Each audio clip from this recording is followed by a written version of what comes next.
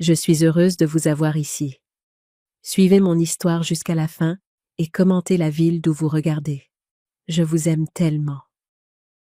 Ma valise a heurté le trottoir avec un bruit sourd, humide et lourd. La pluie ne s'arrêtait pas. Elle continuait de tomber comme si le ciel était en colère pour moi. Mon fils se tenait dans l'embrasure de la porte, les bras croisés, son visage crispé par le dégoût. « Tu n'es qu'un fardeau, maman », a dit Stéphane, sa voix tranchant à travers la tempête. On ne peut pas continuer comme ça. À 72 ans, je me suis retrouvée à frissonner alors que les gouttes de pluie froide se mêlaient à mes larmes. Je n'ai pas supplié. Je ne lui aurais pas donné cette satisfaction. Au lieu de cela, j'ai ramassé ma valise déjà trempée et j'ai tourné le dos à l'endroit que j'avais appelé mon foyer pendant les 3 dernières années. Mes chaussons faisaient un bruit spongieux à chaque pas, alors que je m'enfonçais dans la tempête. Pas de parapluie, pas de manteau, juste un mince pull qui était chaud il y a 2 heures. Derrière moi, la porte a claqué. Ce son est resté avec moi plus longtemps que je ne voudrais l'admettre. Je n'ai pas pleuré, pas au début. Au lieu de cela, j'ai marché jusqu'à ce que mes jambes cèdent. Les rues de notre quartier pavillonnaire ont progressivement laissé place à des routes plus larges, avec moins de lampadaires. J'ai trouvé un muret en béton sous un pont autoroutier, juste à côté de la route principale. Ce n'était pas sûr. Ce n'était pas sec, mais c'était caché. J'ai rapproché ma valise trempée, je me suis appuyée contre le mur et j'ai écouté le bruit des pneus éclaboussant les flaques d'eau. Mon corps me faisait mal, mais pas autant que mon cœur. Mes os semblaient être en papier et mon cœur en cendres. Quelques personnes sont passées. Personne n'a regardé à 2 fois. Pour eux, j'étais juste une autre femme sans abri dans une ville qui en était pleine. C'est ce qui m'effrayait le plus. Je ne me sentais plus comme Hélène Dubois. Je me sentais invisible, jetée. Je continuais d'entendre la voix de Stéphane dans ma tête. La façon dont il avait prononcé le mot fardeau, comme si j'étais une corvée, comme si les années que j'avais passées à l'élever n'avaient jamais existé. Je me suis souvenue des genoux écorchés que j'avais embrassés. Des nuits où j'avais fait des doubles gardes à l'hôpital pour payer son stage de football. Des repas que j'avais sautés pour qu'il puisse manger. Et maintenant, à ses yeux, je n'étais qu'un poids. Le vent est devenu plus mordant à mesure que je restais assise. J'ai resserré ma couverture, une fine chose en coton que j'avais trouvée dans ma valise, déjà humide. Mon corps tremblait quand même, pas seulement de froid, mais de honte, d'incrédulité.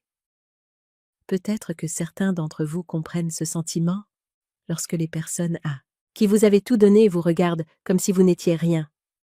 Cette nuit-là, je n'ai pas beaucoup dormi. J'ai écouté les voitures, les sirènes, le son de quelque chose qui se brisait en moi. Vers 3h30 du matin, la pluie a ralenti. Je commençais tout juste à somnoler quand j'ai entendu des bruits de pas. Ni pressés, ni lourds, mesurés. J'ai levé les yeux, et pendant une seconde, j'ai cru rêver. Morgane, ma petite sœur. Ses cheveux étaient trempés, son maquillage avait coulé, mais elle me regardait comme si elle ne m'avait pas vue depuis 20 ans. Et peut-être que d'une certaine manière, c'était le cas. Nous ne nous étions pas beaucoup parlé après son déménagement dans le sud. La vie s'en était mêlée. Des histoires de famille, des choses compliquées. Mais elle était là, debout devant moi comme un miracle enveloppé dans un trench coat et de la fureur. Elle n'a rien dit au début. Elle s'est juste agenouillée à côté de moi, a écarté les cheveux mouillés de mon visage et a posé sa main sur la mienne. Et c'était tout. C'était le premier vrai contact humain que je ressentais depuis des semaines, peut-être des mois. Elle m'a aidé à me relever sans un mot, à ramasser ma valise et m'a conduite à sa voiture de location, comme si c'était la chose la plus naturelle du monde. Pas de questions, pas de jugement. Je me suis assise dans sa voiture, le chauffage à fond, une couverture sur mes épaules, essayant de ne pas m'effondrer. Elle m'a tendu un thermos de tisane, encore chaude. Ça sentait le miel et la menthe. J'ai pris une gorgée et j'ai ressenti la première lueur de sécurité depuis que j'avais quitté cette maison. Nous n'avons pas parlé jusqu'à ce que nous soyons sur l'autoroute. « Tu viens avec moi » a-t-elle dit. J'ai hoché la tête, non pas parce que j'étais d'accord, mais parce que je ne pouvais imaginer aller nulle part ailleurs. Elle n'a pas demandé ce qui s'était passé. Elle n'en avait pas besoin. Je pense qu'elle l'a vu sur mon visage, dans la façon dont je tenais la tasse des deux mains, comme si c'était tout ce qu'il me restait au monde. « Comment m'as-tu trouvé » ai-je finalement demandé, ma voix sonnant étrange à mes propres oreilles. Les mains de Morgane se sont crispées sur le volant. « J'ai vu la publication de Stéphane sur Facebook. Un dîner de famille. Tu n'étais sur aucune des photos ? J'ai appelé. Il m'a donné des excuses. Je ne les ai pas crues. » Les lumières de l'autoroute traversaient son visage, illuminant la détermination de sa mâchoire. Morgane avait toujours été le feu, là où j'étais l'eau. Elle brûlait quand les gens l'entendaient. J'endurais. Je survivais. Mais cette nuit-là, j'ai commencé à me demander si survivre était suffisant. « Il a dit que tu étais chez une amie, » a-t-elle continué. Je savais que c'était un mensonge. « Tu n'as pas d'amis dans cette ville ? » Pas depuis la mort de Jacques. Alors j'ai conduit depuis le sud. Je t'ai cherché toute la journée. Comment savais-tu où chercher ? Un triste sourire a traversé son visage. Quand nous étions petites et que papa devenait méchant, tu te cachais toujours sous le pont près du ruisseau. Tu disais que ça te rendait invisible, mais en sécurité. Elle m'a jeté un coup d'œil. J'ai pensé que certaines habitudes nous restent. Quand nous sommes arrivés au motel à l'extérieur de Marseille, elle m'a tendu une clé de chambre et un sac de vêtements propres. J'ai pris une douche chaude, la première depuis des jours, et j'ai frotté la pluie, la saleté, l'humiliation. Je suis restée sous l'eau jusqu'à ce qu'elle devienne froide. Puis j'ai regardé mon reflet dans le miroir, jusqu'à ce que la buée le floute. Puis j'ai dormi, pas profondément, pas paisiblement. Mais j'ai dormi dans un lit. Le lendemain matin, quand elle a dit que nous allions plus au sud, vers la Ciotat, je n'ai pas demandé pourquoi. J'ai juste suivi. Parce que quelque chose en moi avait changé. Pas tout d'un coup, pas bruyamment, mais assez pour le sentir. Peut-être que vous l'avez ressenti aussi. Ce tournant silencieux. Ce moment où vous réalisez. Cette fois, je ne vais pas laisser passer. Cette fois, je ne vais pas ravaler ma douleur juste pour maintenir la paix. Pas quand ça me coûte tout. Le lendemain matin est arrivé vite. J'ai ouvert les yeux sur un plafond bas d'hôtel et le bourdonnement régulier du climatiseur. Le lit sous moi était trop ferme, les draps rêches. Mais comparé au béton et à la pluie, c'était le paradis. Mes muscles me faisaient mal de la nuit précédente, mais mes mains étaient chaudes pour la première fois depuis des jours. Je me suis assise lentement, enroulant la couverture du motel autour de mes épaules. Je n'étais pas chez moi, mais j'étais quelque part. C'était suffisant. Morgane était déjà habillée et préparait ses affaires. Elle bougeait vite, concentrée, comme si elle avait planifié quelque chose toute la nuit. Elle n'a pas demandé comment j'avais dormi. Elle n'a pas offert de conversation futile. Elle a juste ramassé ma valise et a dit « Il faut y aller ». Je l'ai suivie jusqu'au parking. Le ciel était d'un bleu pâle, l'air épais d'humidité, comme ça sent toujours dans le sud de la France avant midi. Je me suis glissée sur le siège passager, et dès que les portes se sont fermées, elle a mis la voiture en marche. Aucune hésitation. 10 minutes plus tard, elle s'est arrêtée à une station-service, a laissé le moteur tourner et m'a dit d'attendre. Elle est revenue avec un thermos de café frais, un croissant jambon-fromage et un dossier. Elle m'a d'abord tendu le dossier. « Qu'est-ce que c'est ?» ai-je demandé. Les yeux de Morgane sont restés sur la route. « Le début de ta nouvelle vie. » Je l'ai ouvert, lentement. À l'intérieur se trouvait une pile de papier, des impressions d'emails, des relevés bancaires et des annonces immobilières. Je l'ai regardée, confuse. « Stéphane prépare ça depuis des mois », a-t-elle dit, la voix tendue. Après avoir vu sa publication, j'ai fait quelques recherches. Lui et Ambre sont sous l'eau avec leurs prêts immobiliers. Ils ont des dettes de carte de crédit jusqu'au cou. Les frais de scolarité de l'école privée des enfants qu'ils peuvent à peine se permettre. Mon estomac s'est noué. Alors, ils avaient besoin de ma pension de retraite. Morgane a hoché la tête. Et quand ça n'a pas suffi, ils ont eu besoin de ta maison, celle que Jacques t'a laissée, celle que tu leur as cédée il y a 3 ans quand tu as emménagé. J'ai regardé les papiers, les chiffres dansant devant mes yeux. Je leur avais donné ma maison, la petite maison de 3 chambres, où Stéphane avait grandi, où Jacques et moi avions pas 73 ans de mariage. Je l'avais cédée parce qu'Ambre avait dit qu'ils avaient besoin de plus d'espace pour les enfants, et je les ai crus quand ils ont dit que j'aurais toujours un foyer avec eux. « Comment as-tu obtenu tout ça ?» ai-je demandé, feuilletant des relevés bancaires qui n'étaient pas les miens.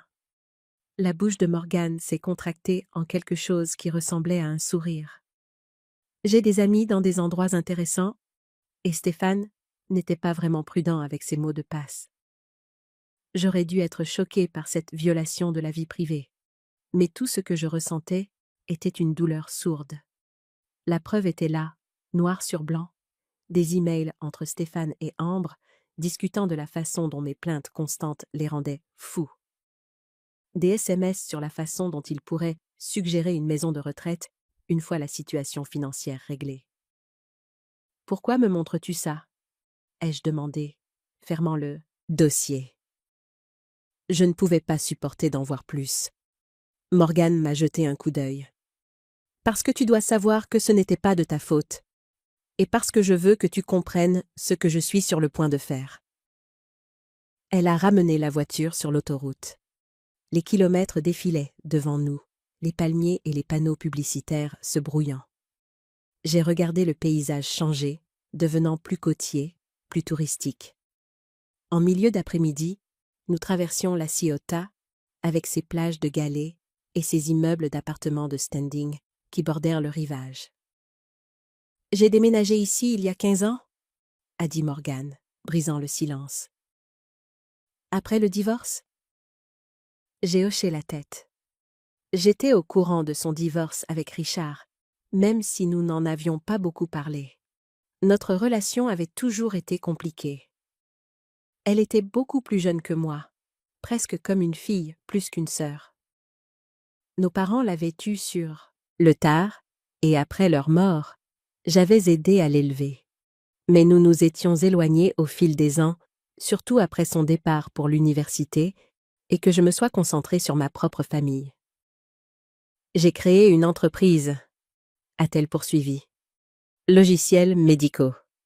Ça a décollé il y a environ 10 ans. Nous avons été rachetés par une plus grande entreprise l'année dernière. » Elle a dit cela si nonchalamment, comme si elle parlait de la météo, mais je savais ce qu'elle ne disait pas. Elle avait bien réussi. Très bien. C'est merveilleux, ai-je dit, sincèrement. Je suis fière de toi. Quelque chose a traversé son visage, de la surprise, peut-être de la gratitude. J'ai essayé de te le dire, de le partager avec toi. Mais chaque fois que j'appelais, Stéphane disait que j'étais occupée, ai-je terminé pour elle. Ou que je dormais, ou que j'étais chez le médecin. Elle a hoché la tête. J'aurais dû insister davantage. Nous aurions dû toutes les deux. Morgane a quitté la route principale pour une rue plus calme, bordée de pins parasols. Après quelques pâtés de maison, nous avons passé un portail. Elle a tapé un code, et la grille en fer forgé s'est ouverte lentement. Un gardien de sécurité nous a fait un signe de la main, et Morgane a répondu d'un signe de tête. L'immeuble était bas, de couleur crème, avec des balcons bordés de blanc et des toits de tuiles bleues. On aurait dit une carte postale. Morgane s'est garée sur une place réservée près de l'entrée. « Où sommes-nous » ai-je demandé, même si j'avais le pressentiment de déjà le savoir. « Chez toi » a-t-elle dit simplement. « C'est chez toi si tu le veux. » À l'intérieur, le hall sentait le citron et la moquette neuve. Une femme à la réception a souri et a tendu à Morgane une pochette de bienvenue. Morgane m'a désigné du doigt, sans parler. La femme m'a regardé avec gentillesse, de la manière dont si n'étaient les gens regardent les chiens errants qu'ils aimeraient te pouvoir aider. Nous avons pris l'ascenseur en silence. Au 3e étage, Morgane a déverrouillé la porte de l'appartement 3C et l'a poussée. C'était plus lumineux que ce à quoi je m'attendais. Les murs étaient d'un beige doux, le canapé d'un gris pâle. La lumière entrait à flot par des portes-fenêtres coulissantes qui menaient à un balcon. Je me suis dirigée vers la balustrade et j'ai regardé dehors. La mer Méditerranée s'étendait jusqu'à l'horizon. Je pouvais l'entendre, régulière, lourde, vivante. Derrière moi, Morgane a posé ma valise, s'est essuyé les mains et a dit « C'est ici que tu vis maintenant. » Et je reste dans l'appartement d'en face pendant un certain temps. Alors, ne va pas t'imaginer disparaître. Je me suis retournée, les mains toujours sur la balustrade. Je voulais dire merci, mais les mots ne semblaient pas suffisants. Au lieu de cela, j'ai hoché la tête un « fois ». Lentement, Morgane s'est approchée. Je sais ce qu'il a fait. Je sais ce qu'ils ont fait. Tu n'as pas à en parler si tu ne le veux pas. Mais tu ne les laisseras plus rien te prendre. Plus jamais. Elle m'a regardé dans les yeux, son ton sec, pas sentimental. Cet endroit est à toi. Et j'ai déjà contacté Élise. Cela a attiré mon attention. Élise Moreau, ton amie avocate de l'université? Elle a hoché la tête. Intelligente, impitoyable, prudente. Elle est déjà en train de préparer les papiers. Quels papiers? Pour l'argent, a dit Morgane comme si c'était évident. Pour ta protection financière. Je l'ai regardée, sans comprendre. Quel argent?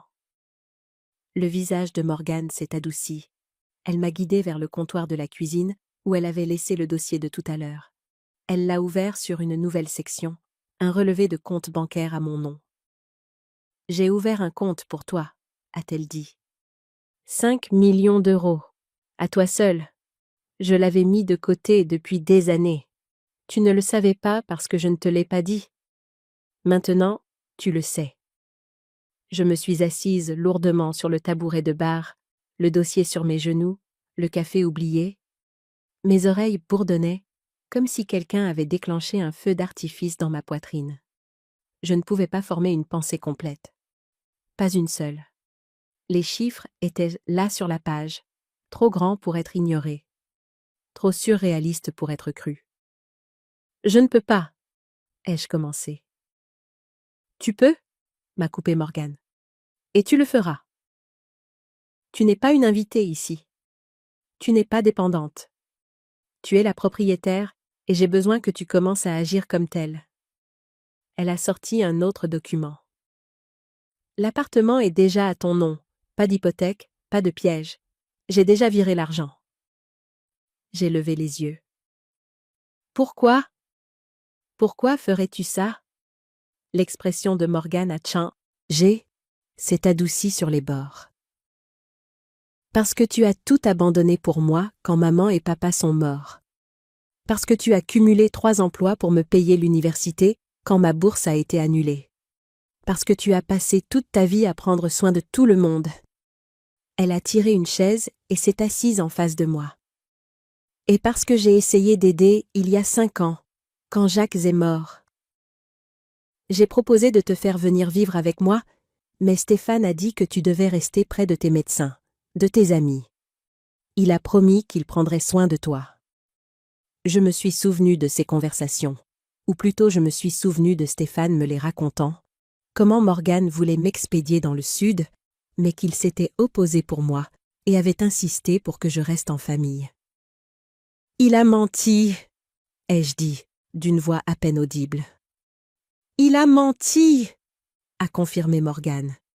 Et je l'ai laissé faire, parce qu'il était plus facile de le croire que d'insister. C'est de ma faute. Elle s'est relevée, une énergie nerveuse émanant d'elle. Élise sera là demain. Elle t'expliquera tout, les protections légales, la configuration financière. Personne ne peut toucher à cet argent sauf toi. Personne ne peut prendre de décision pour toi, sauf toi. J'ai passé mes doigts sur le relevé de compte, traçant les chiffres, comme s'ils pouvaient disparaître si je détournais le regard. Stéphane essaiera de me trouver. Laisse-le faire, a dit Morgane, le feu dans les yeux. Laisse-le venir cette fois, tu seras prête. Elle est partie peu de temps après, promettant de revenir le matin. Je suis restée seule au milieu de ma nouvelle maison. Ma maison. Et j'ai ressenti quelque chose entre la terreur et l'exaltation. L'océan dehors continuait de bouger, les vagues se brisant et se reformant, sans fin et patiente. J'ai dormi cette nuit-là dans une chambre plus grande que toutes celles que j'avais jamais eues. Les draps étaient doux, le matelas ferme, mais doux pour mon dos endolori. J'ai rêvé d'eau, de flotter, d'être portée en lieu sûr. Quand je me suis réveillée, pendant un instant, j'ai oublié où j'étais. Puis le bruit de l'océan a filtré par les fenêtres, et la réalité m'a envahi comme une marée. J'étais en sécurité. J'étais chez moi. J'étais riche au-delà de tout ce que j'avais jamais imaginé. Et quelque part, à des kilomètres de là, mon fils pensait qu'il m'avait enterré, que je pourrirais tranquillement dans le coin d'un refuge. Il pensait que la honte me ferait taire. Il n'avait aucune idée que j'étais sur le point de l'enterrer avec les choses mêmes qu'il avait essayé de voler. 3 jours après mon emménagement, Morgane a organisé une petite réception de bienvenue au clubhouse au rez-de-chaussée. Elle ne m'a pas demandé si j'en voulais une. Elle m'a juste envoyé un SMS avec l'heure et m'a dit de pour RT quelque chose de bleu. Elle m'avait déjà acheté 2 nouvelles tenues et les avait suspendues dans le placard. J'ai choisi celle à manches longues, un tissu léger qui n'attirait pas l'attention, mais qui me redonnait mon apparence. Je suis restée longtemps devant le miroir, reconnaissant à peine la femme qui me regardait. 3 jours de repas réguliers, de sécurité, de sommeil, avaient déjà commencé à combler les creux de mes joues. Je suis arrivée au clubhouse quelques minutes avant 18 heures. La salle était faiblement éclairée, avec des amuse-gueules disposées sur des plateaux blancs et une vue sur la mer derrière une rangée de baies vitrées. Une douzaine de personnes étaient représentées, principalement d'autres résidents de l'immeuble. Des couples de retraités, quelques veuves. Un homme plus âgé qui me rappelait Jacques, mais en plus mince et avec un menton plus pointu. Je n'ai pas retenu la plupart de leurs noms, mais j'ai reconnu leur chaleur, celle qui ne demande pas trop tôt. Morgane s'est assurée de me garder près d'elle. Elle m'a présenté avec juste assez de détails pour être polie. Ne tombant jamais dans le personnel, elle n'a jamais mentionné ce qui s'était passé. Jamais mentionné Stéphane. Elle a juste dit aux gens que j'étais venue à la Ciotat pour un nouveau départ et que je faisais maintenant officiellement partie de la communauté. Sa voix avait ce ton régulier qu'elle utilisait pour fixer des limites. Tandis qu'elle se mêlait aux autres, je me suis retrouvée à l'autre bout de la pièce, près de la fenêtre, à regarder la lumière décliner sur l'eau. Cela m'allait de ne pas parler. Je ne voulais pas m'expliquer à des étrangers. C'était suffisant d'être quelque part en sécurité, entouré de gens qui ne savaient pas ce que j'avais traversé. Cela a changé quand l'un des gardiens de sécurité de l'immeuble est entré par la porte latérale. Pas pour la fête, juste en patrouille. Il semblait avoir la fin de la soixantaine, des épaules larges, des cheveux gris coupés courts, un badge accroché à son polo.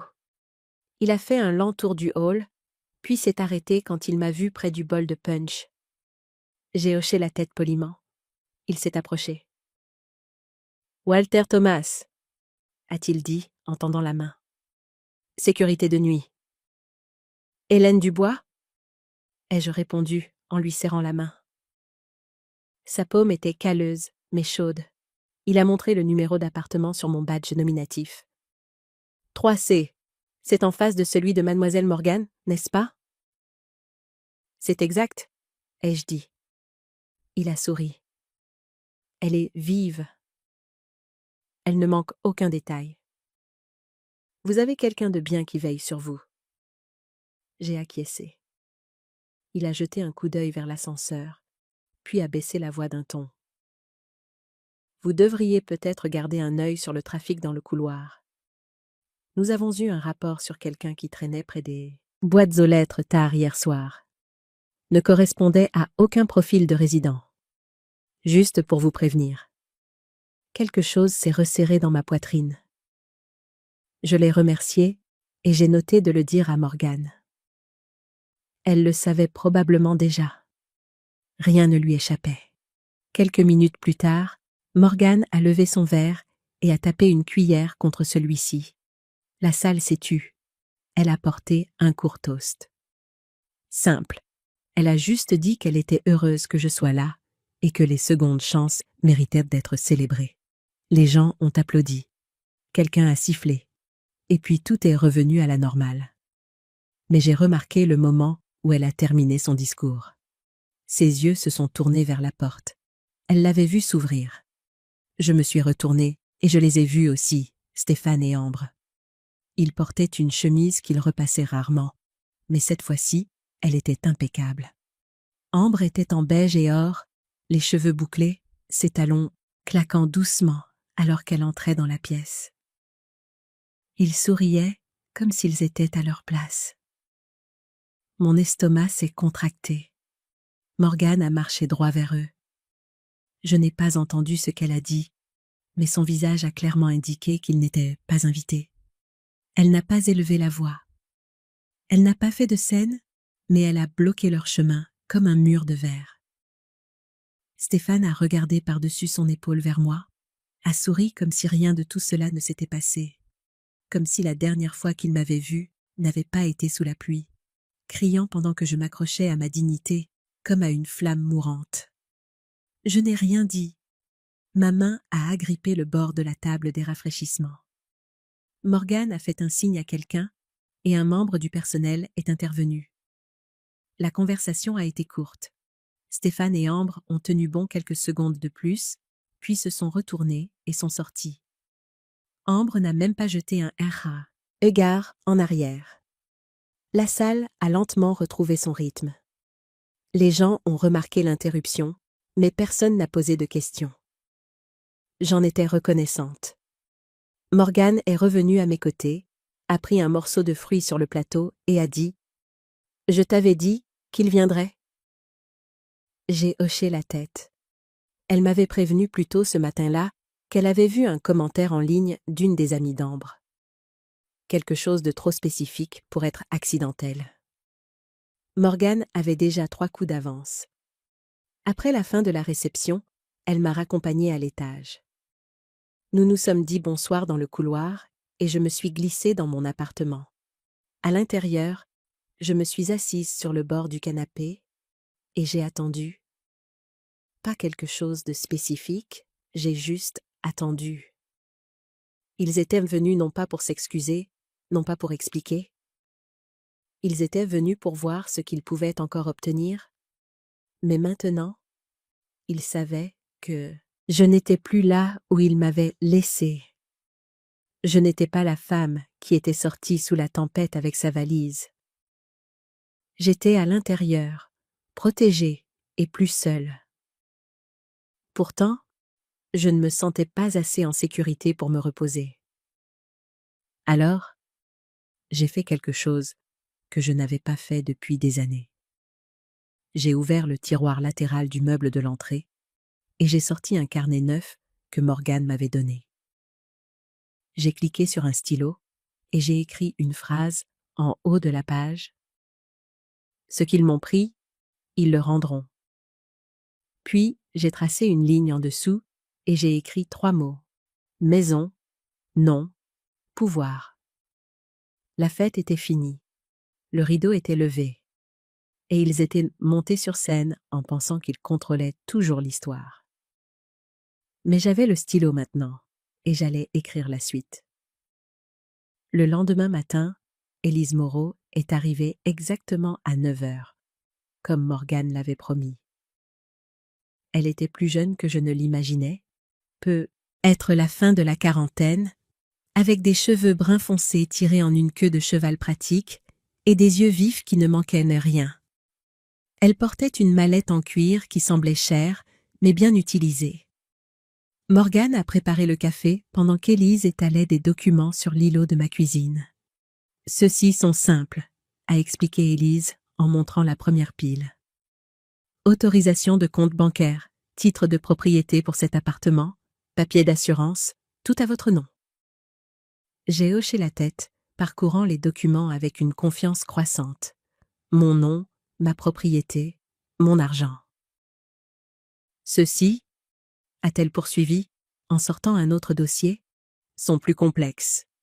Des limitations de procuration, des directives médicales anticipées et ce que j'appelle les documents forteresses, des protections juridiques contre quiconque essaierait de prétendre que vous êtes incompétente ou incapable de gérer vos propres affaires. Elle m'a regardé droit dans les yeux. Madame Dubois, avez-vous des conditions médicales qui pourraient affecter votre capacité de prise de décision?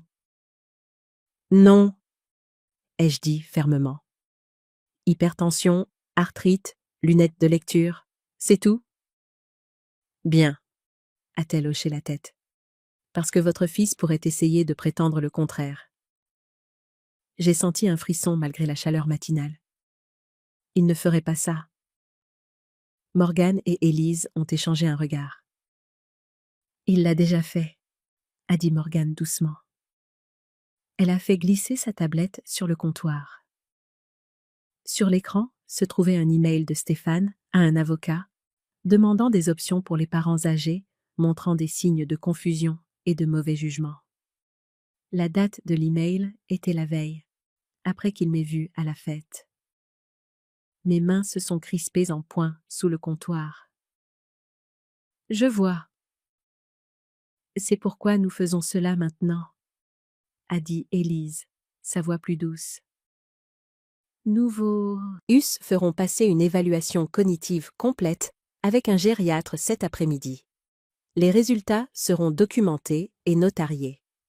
De cette façon, si quelqu'un, y compris votre fils, essaie de prétendre que vous n'êtes pas saine d'esprit, nous aurons une documentation professionnelle récente prouvant le contraire.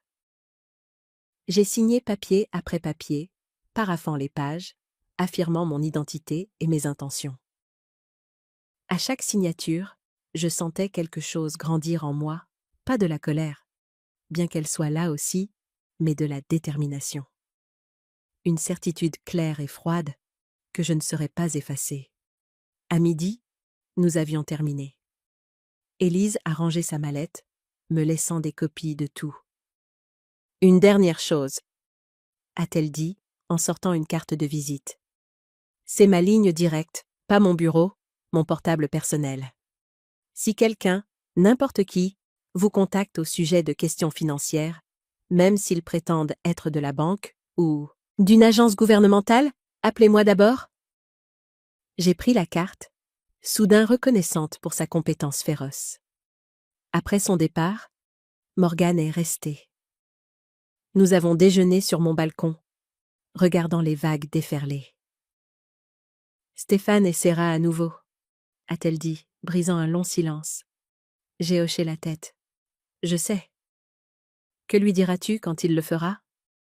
J'ai réfléchi à cela, en regardant une mouette plongée dans l'eau. Rien. Au début, j'écouterai. Je verrai ce qu'il veut. Et puis, Morgan a attendu. Et puis je lui dirai exactement ce qu'il a fait et exactement ce que ça lui coûtera. Morgan a souri, une petite courbe satisfaite sur ses lèvres. La voilà. Voilà la Hélène dont je me souviens. Je l'ai sentie aussi, un aperçu de mon ancien moi. L'infirmière qui avait géré des salles d'urgence, qui avait affronté des maris ivres et des adolescents effrayés, qui avait tenu bon quand d'autres auraient fui. Cette nuit-là, j'ai dormi profondément pour la première fois depuis que Stéphane m'avait mise à la porte. J'ai rêvé de vagues océaniques, de rester ferme tandis que l'eau se précipitait autour de mes chevilles, mais ne pouvait pas me faire bouger. Le lendemain matin, j'ai trouvé une orchidée blanche sur mon paillasson. Pas de carte, pas de mots, juste la plante. Délicate et parfaite, comme des excuses silencieuses qui n'avaient pas le courage de frapper. Je suis restée là un long moment, sans la ramasser. L'air était chaud, le couloir silencieux. En face de moi, la porte de Morgane s'est ouverte. Elle est sortie, tenant une tasse de café dans une main, son téléphone dans l'autre. Elle a vu l'orchidée et s'est arrêtée. « Il change de tactique », a-t-elle dit, sans même cligner des yeux. J'ai hoché la tête une fois et j'ai laissé la plante où elle était. Je suis rentrée, j'ai verrouillé la porte et j'ai laissé le silence s'installer. Le jeu avait commencé, mais cette fois, je connaissais les règles et j'avais quelque chose qu'il voulait désespérément. Le pouvoir de dire non, à suivre. Que feriez-vous si votre famille vous abandonnait? Avez-vous déjà dû tout recommencer plus tard dans la vie? Commentez ci-dessous avec vos pensées et la ville d'où vous regardez. Ce soir-là, ils sont revenus, pas ensemble cette fois. Stéphane est arrivé vers 18h, portant un polo bleu que je me souvenais lui avoir acheté pour un entretien d'embauche qu'il n'a jamais eu. Son sourire était plus doux que d'habitude. Il portait un petit sac en papier du restaurant italien de la rue principale. « J'ai pensé que tu n'avais pas encore dîné », a-t-il dit, sa voix soigneusement décontractée. Je n'ai pas ouvert la porte moustiquaire. Je l'ai observé à travers le grillage, gardant mon expression neutre. « Maman. » Il a réessayé, changeant son poids d'un pied sur l'autre. « Tu as l'air en forme. »« Comment aimes-tu le quartier ?»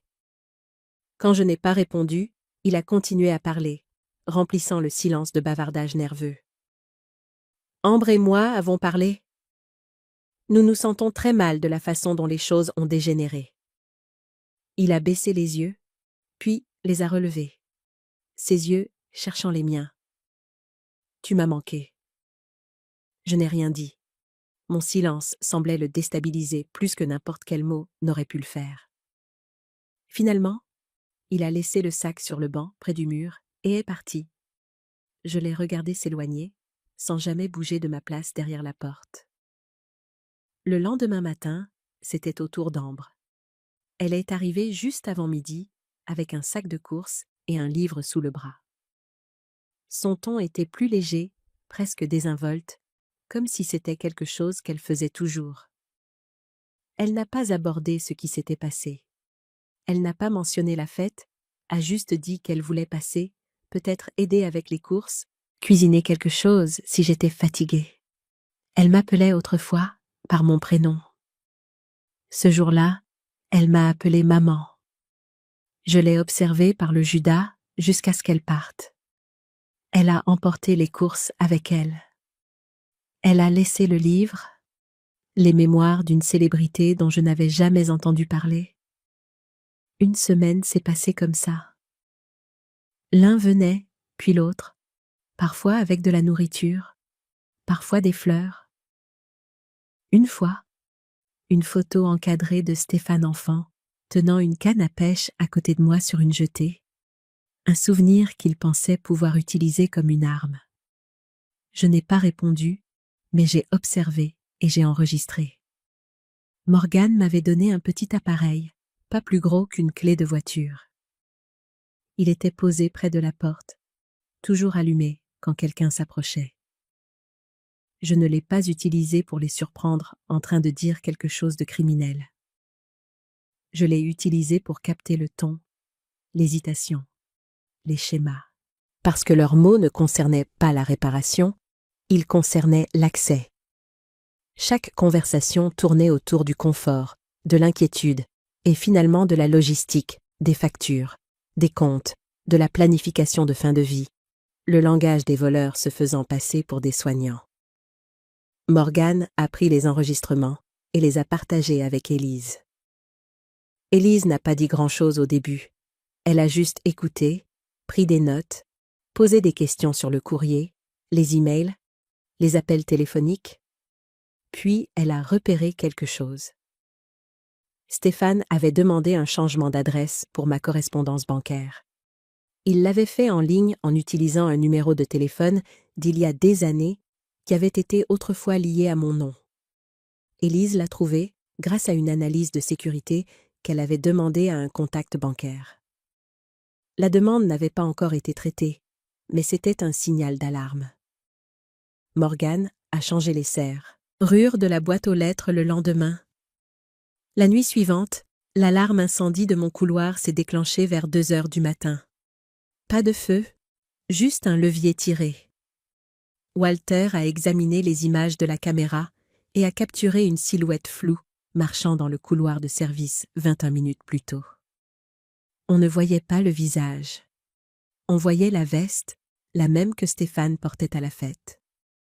J'ai demandé à Morgane d'appeler à nouveau Élise. Elle a apporté un ordinateur portable le lendemain et m'a expliqué comment configurer des alertes numériques sécurisées, toute tentative d'accès à mes comptes, toute connexion depuis un appareil non reconnu, toute demande de fichiers liés à mon nom. J'ai accepté tout. Puis je lui ai demandé si elle pensait qu'ils avaient en fini. Elle n'a pas répondu tout de suite. Ils vont essayer par la porte de derrière maintenant, a-t-elle finalement dit. J'ai demandé ce que cela signifiait. Elle a fermé l'ordinateur portable. Ils vont redevenir légaux, mais pas directement. Ils trouveront quelqu'un pour le faire à leur place. Un notaire, un témoin mobile, un conseiller financier qui ne connaît pas toute l'histoire. Elle avait raison. 2 jours plus tard, un homme en pantalon kaki et chemise à col a frappé à ma porte. Il a dit qu'il venait d'un groupe de planification pour personnes âgées. Il a dit que ma famille avait demandé un examen rapide de mon plan successoral, juste pour s'assurer que tout était en ordre. Il souriait comme si c'était normal, comme si les femmes de 70 ans recevaient régulièrement des visites surprises d'étrangers polis tenant des presse-papiers et des dossiers de style gouvernemental. Je lui ai dit que j'avais déjà une équipe et j'ai fermé la porte. Il est parti rapidement. Élise a déposé une plainte formelle le lendemain matin auprès de l'Office régional de protection des majeurs. Rien de dramatique, juste assez pour CR. Et un dossier, une trace. Je savais ce qui se passait. Ils essayaient de me faire paraître instable, désorganisé, vulnérable, parce que s'ils ne pouvaient pas me faire signer, ils essaieraient de prouver que je ne pouvais pas gérer. Je n'en ai parlé à personne, pas même à Morgane. Mais cette nuit-là, je me suis assise à ma table de cuisine et j'ai relu le titre de propriété. J'ai passé mes doigts sur le cachet en relief. J'ai murmuré mon nom à voix haute, non pas pour le drame, mais pour la clarté. Puis, j'ai remis le papier dans son dossier, j'ai fermé le tiroir et je l'ai verrouillé. La sonnette a retenti une fois de plus cette semaine-là. Cette fois, Stéphane a apporté du vin. Ambre attendait près de l'ascenseur. Il n'a pas demandé à entrer. Il a demandé à parler. Il a dit que les choses étaient difficiles. Il a dit que la famille devrait rester unie. Il a dit que nous pourrions peut-être parler de choses pratiques. Je n'ai pas ouvert, heurté la porte. J'ai juste parlé à travers l'entrebâillement. « Ne reviens pas !» Sa voix s'est brisée, non pas de tristesse, mais de rage masquée en confusion. « Maman, tu ne réfléchis pas clairement. Morgane te manipule. Nous sommes ta famille. » Je n'ai pas répondu. J'ai attendu. « Tu as besoin de nous, » a-t-il dit, son ton se durcissant. « Tu penses que tu es bien installé maintenant, mais qu'arrivera-t-il si tu tombes? Qu'arrivera-t-il si tu tombes malade? Morgane ne va pas t'essuyer quand tu ne pourras pas aller aux toilettes. » J'ai fermé la porte doucement et j'ai tourné le pêne dormant. À travers la porte, je l'ai entendu jurer, puis s'excuser, puis supplier, puis jurer à nouveau. Finalement, des bruits de pas se sont éloignés. Je suis retournée à la cuisine, je me suis assise et j'ai fait une liste. 3 colonnes. Ce qu'ils ont essayé, ce qui a échoué, ce qui ne serait jamais pardonné. Je ne défendais plus rien. Je documenta, je préparais. La tempête était passée, mais les dégâts qu'elle avait laissés derrière elle serviraient de preuve. Et c'est moi qui les porterais, morceau par morceau, jusqu'à ce qu'il ne reste plus rien pour eux à réclamer. 2 semaines après mon déménagement à La Ciotat, je me suis réveillée avec un SMS de Morgane. « Je passe à 10 heures. Élise aussi. On doit parler. » La brièveté m'a inquiétée. Morgane était généralement plus détaillée dans ses messages. Je me suis douchée et habillée soigneusement, choisissant un cardigan léger malgré la chaleur du sud. J'avais appris que paraître soignée était une autre forme d'armure. Elles sont arrivées exactement à 10 heures. Morgane avec un dossier sous le bras. Élise avec sa mallette omniprésente. Aucune n'a souri quand j'ai ouvert la porte. « Qu'est-ce qui s'est passé ?» ai-je demandé en les conduisant à la cuisine. Morgane a posé le dossier sur le comptoir. « Stéphane a été occupé ?» À l'intérieur se trouvaient des impressions d'emails envoyées par Stéphane à diverses institutions financières. Il avait tenté d'accéder à mes anciens comptes, ceux que j'avais avant que Morgane ne crée les nouveaux. Il avait prétendu agir en tant que mon aidant. Dans un geste particulièrement audacieux, il avait envoyé une lettre à mon ancien médecin à Lyon pour demander des copies de mon dossier médical, citant des inquiétudes concernant des symptômes précoces de démence. « Il ne peut accéder à rien », m'a assuré Élise. « Nous avons tout verrouillé, mais il prépare le terrain. » « Pourquoi ?» ai-je demandé, bien que je le sache déjà. « Une demande de mise sous curatelle », a-t-elle dit d'un air sombre. « Il construit un récit selon lequel vous êtes incapable de gérer vos propres affaires. » J'ai pensé à Jacques, mon défunt mari, à quel point il avait été prudent avec nos finances, comment il avait insisté pour que je connaisse chaque détail, elle de nos comptes après sa crise cardiaque dans la 50aine. « Sois préparé, » disait-il toujours. « Personne ne veillera sur toi comme toi-même. » Il avait eu raison. J'ai regardé la pile de preuves que Stéphane accumulait contre moi. « Que faisons-nous ? » « Nous prenons les devants, » a dit Morgane.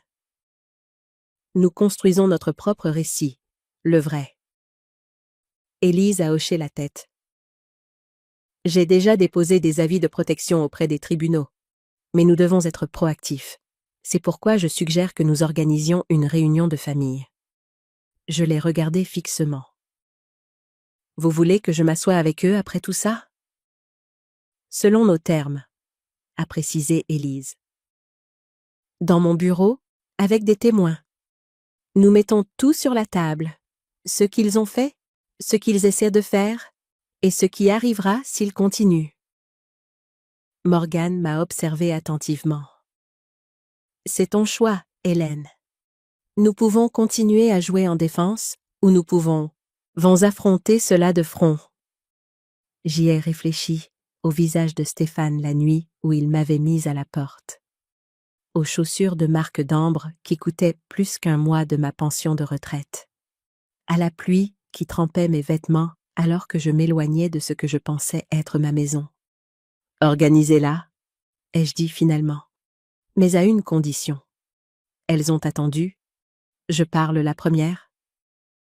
2 jours plus tard, la réunion était organisée. Stéphane et Ambre avaient accepté étonnamment vite, un fait qui a rendu Élise méfiante. Nous sommes arrivés en avance, prenant place dans l'élégante salle de conférence d'Élise surplombant la baie. Morgane s'est assise à côté de moi, une présence rassurante. Élise s'est positionnée en bout de table, son bloc-notes prêt. Quand Stéphane et Ambre sont entrés, j'ai failli ne pas les reconnaître. Ils avaient l'air épuisés. La chemise de Stéphane était froissée au col. Le maquillage habituellement parfait d'Ambre ne pouvait cacher les cernes sous ses yeux. Ils étaient accompagnés d'un homme en costume gris qui s'est présenté comme Laurent Philippe, leur avocat. Je me suis redressée, les épaules en arrière, le menton levé. J'avais répété ce que j'allais dire. Je l'avais répété devant le miroir jusqu'à ce que les mots me semblent naturels. Élise a commencé par les formalités, expliquant qu'il s'agissait d'une discussion informelle, bien qu'elle soit enregistrée avec le consentement de tous. Puis, elle s'est tournée vers moi. « Madame Dubois, vous vouliez parler en premier ?» J'ai pris une profonde inspiration et j'ai regardé directement mon fils, le garçon que j'avais élevé seul après la mort de Jacques, l'homme qui m'avait mise à la porte sous la pluie. « Il y a 3 semaines, tu m'as traité de fardeau et tu m'as mise à la porte de ta maison pendant une tempête. » Ai-je commencé, ma voix stable. « Tu savais que je n'avais pas de téléphone portable, et nulle part où aller. Tu savais que je t'avais donné ma maison, la maison que ton père et moi avons mis 30 ans à payer. Tu savais que ma pension de retraite allait sur ton compte chaque mois. » Stéphane s'est agité, mal à l'aise. Ambre regardait ses mains. « J'ai passé cette nuit-là sous un pont. » Ai-je continué. « J'ai 72 ans et j'ai dormi sur du béton sous la pluie, parce que mon propre fils a décidé que je ne valais pas l'espace que j'occupais dans sa maison. »« Maman, ce n'est pas... » a commencé Stéphane. J'ai levé la main. « Je n'ai pas fini. » La pièce est tombée dans le silence. Depuis, vous avez essayé d'accéder à mes comptes bancaires. Vous avez tenté de réacheminer mon courrier. Vous avez dit à mon médecin que j'avais la démence. Vous avez envoyé un étranger à ma porte pour me faire signer des papiers. Et la nuit dernière, vous avez appelé la police pour faire une visite de contrôle, prétendant que j'étais suicidaire. C'était une nouvelle pour Morgane et Élise. Elles se sont toutes deux tournées brusquement vers moi. Les officiers ont été très compréhensifs quand j'ai expliqué la situation. Ai-je dit calmement. Ils m'ont même suggéré de déposer une plainte pour harcèlement. J'ai sorti un dossier de mon sac, celui que j'avais rempli de notes, de preuves, de mes observations silencieuses. Voici tout ce que vous avez fait, documenté et daté. Et ceci, j'ai fait glisser un second dossier sur la table. Est tout ce que je suis prête à faire, si vous continuez. Leur avocat a tendu la main pour le prendre, mais Stéphane a été plus rapide. Il l'a ouvert, son visage pâlissant à la lecture. À l'intérieur se trouvait un projet de plainte civile pour abus de faiblesse, exploitation et fraude. À côté, une lettre à l'administration de l'hôpital où Stéphane travaillait comme administrateur, détaillant ses actions. « Tu ne ferais pas ça ?» a-t-il murmuré. « Je l'ai déjà fait ?» ai-je dit doucement. « Tout est déposé, prêt à être soumis au tribunal. Une tentative de plus d'accéder à mes finances. Une visite de contrôle de plus. Un étranger de plus à ma porte, et tout devient public. » L'avocat s'est penché pour lire les documents, son masque professionnel glissant un instant. Il s'est tourné vers Stéphane, murmurant quelque chose que je n'ai pas pu entendre. « Madame Dubois » a-t-il dit, reprenant son sang-froid. « Mes clients veulent simplement s'assurer de votre bien-être. Ils s'inquiètent de ce changement soudain dans votre situation de vie et de l'influence que votre sœur pourrait avoir. » « Laissez-moi vous arrêter là » a coupé Élise. Madame Dubois a subi une évaluation cognitive complète. Elle a été examinée par 2 médecins indépendants. Elle est parfaitement saine d'esprit. Toute suggestion contraire pourrait être considérée comme diffamatoire. Ambre a finalement parlé, sa voix cassante. Nous essayons d'aider. Tu oubliais des choses. Tu perdais constamment tes lunettes, tes clés. J'ai failli rire. Tout le monde perd ses lunettes, Ambre. Cela ne justifie pas de voler ma maison. Nous n'avons pas volé, a commencé Stéphane. Vous m'avez manipulé pour que je la cède, ai-je interrompu. Vous avez promis que ce serait toujours ma maison. 3 ans plus tard, vous m'avez jeté comme un déchet. Le silence qui a suivi était lourd, brisé seulement par le bruit de la climatisation. Que veux-tu ? A finalement demandé Stéphane, vaincu. Je veux que vous me laissiez tranquille, ai-je dit simplement. Je ne veux aucun contact, aucun appel, aucune visite, aucun cadeau laissé à ma porte. Je veux que vous reconnaissiez formellement par écrit que je suis saine d'esprit et capable de gérer mes propres affaires. Et je veux que vous signiez une déclaration confirmant que vous n'avez aucune réclamation sur aucun de mes biens, maintenant ou à l'avenir. Leur avocat a commencé à objecter, mais Stéphane a levé la main, l'arrêtant. Et si nous faisons ça ? A-t-il demandé. Alors nous en avons fini, ai-je dit. La plainte reste déposée, mais non soumise. Votre hôpital ne recevra jamais cette lettre. Nous suivons des chemins séparés. Stéphane m'a regardé, quelque chose comme de la reconnaissance vacillant dans ses yeux. Peut-être me voyait-il clairement pour la première fois depuis des années, non pas comme une vieille femme à gérer, mais comme sa mère, avec toute la force qui l'avait élevée. « Et les enfants » a-t-il demandé doucement. « Tes petits-enfants » C'était la question que je redoutais. J'aimais ces enfants, Emma, 6 ans, avec son sourire édenté. Lucas, 4 ans, avec les yeux de son père. J'avais aidé à les élever pendant que Stéphane et Ambre construisaient leur carrière. C'est à vous de voir, ai-je dit, ma voix plus douce. Si vous pouvez respecter mes limites, si vous pouvez leur apprendre à faire de même, alors peut-être qu'avec le temps, nous pourrons discuter de visites supervisées. Ambre a émis un petit son blessé. Supervisées ? Comme si nous étions des criminels. Comme si vous étiez des personnes qui ont prouvé que je ne peux pas vous faire confiance, ai-je corrigé. La réunion a duré 1 heure de plus. Les détails ont été réglés, les documents examinés. À la fin, Stéphane et Ambre avaient accepté toutes mes conditions. Leur avocat avait l'air soulagé. Peut-être avait-il vu la faiblesse de leur position dès le début. Alors qu'ils se levaient pour partir, Stéphane s'est arrêté près de ma chaise. « Je ne voulais pas que ça aille aussi loin, » a-t-il dit, la voix basse. J'ai levé les yeux vers lui, cet homme qui avait été mon petit garçon. « Si, tu le voulais. Tu ne t'attendais simplement pas aux conséquences. » Il a tressailli, puis a hoché la tête une fois et est sorti. Après leur départ, Morgane m'a serré la main.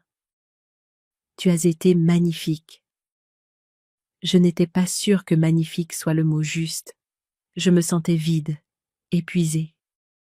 Il n'y a pas de victoire à devoir se protéger de son propre enfant. Mais il y avait de la clarté, et avec elle, une sorte de paix. Plus tard cette nuit-là, dans le calme de ma nouvelle maison, j'ai sorti un vieil album photo, l'une des rares choses que j'avais réussi à prendre avant de quitter la maison de Stéphane. Des photos de lui bébé, bambin apprenant à marcher, adolescent fier dans son costume de bal de promo.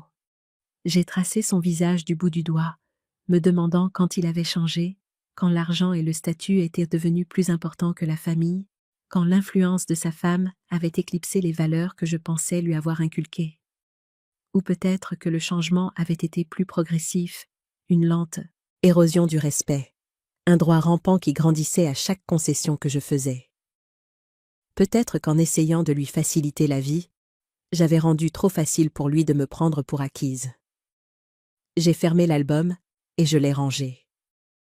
Le passé était important, mais ce n'était plus là que je vivais. Demain était un nouveau jour dans ma nouvelle vie. Et cette fois, c'était moi qui écrivais les règles. Morgane n'a pas perdu de temps.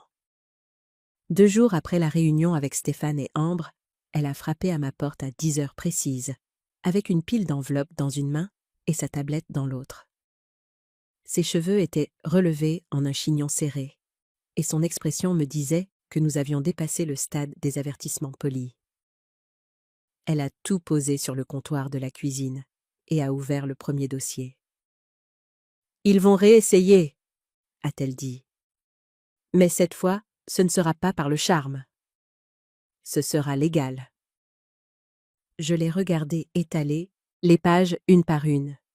Des lettres, des emails, des captures d'écran. La poussière numérique laissée par l'activité récente de Stéphane et Ambre. Morgane avait discrètement payé un détective privé pour surveiller tout mouvement financier ou juridique impliquant mon nom. Ce qu'elle a trouvé était subtil, mais sans équivoque. Stéphane avait contacté un petit cabinet d'avocats hors de l'État pour se renseigner sur les transferts de procuration et les autorisations de soins aux personnes âgées. Ambre avait envoyé des messages à quelqu'un sur le Bon Coin pour engager un notaire pour des services de documentation à domicile. Morgane a tapoté l'un des papiers. Ils vont faire en sorte que ça ait l'air officiel, livré en main propre, personnel. Ils pensent que tu es assez faible pour signer quelque chose s'ils viennent en pleurant. Elle m'a regardé, les yeux fixes. J'ai besoin que tu fasses exactement ce que je dis.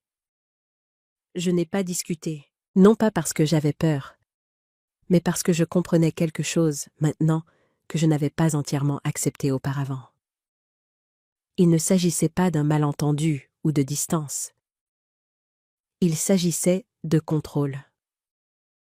Stéphane et Ambre ne voulaient pas m'aider.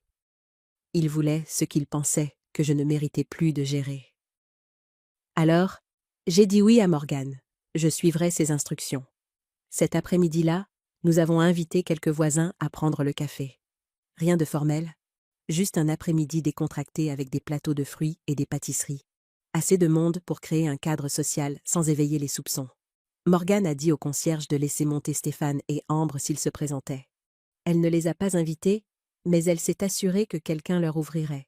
Puis elle a glissé un appareil d'enregistrement sous la table d'appoint près du canapé et s'est assise comme si nous nous attendions à ce que le temps change. Cela a pris moins de 21 minutes. Stéphane a frappé. Morgane n'a pas bronché. J'ai ouvert la porte. Il a souri, comme si nous étions des amis de longue date. Ambre se tenait derrière lui, tenant un sac cadeau avec du papier de soie doré qui dépassait.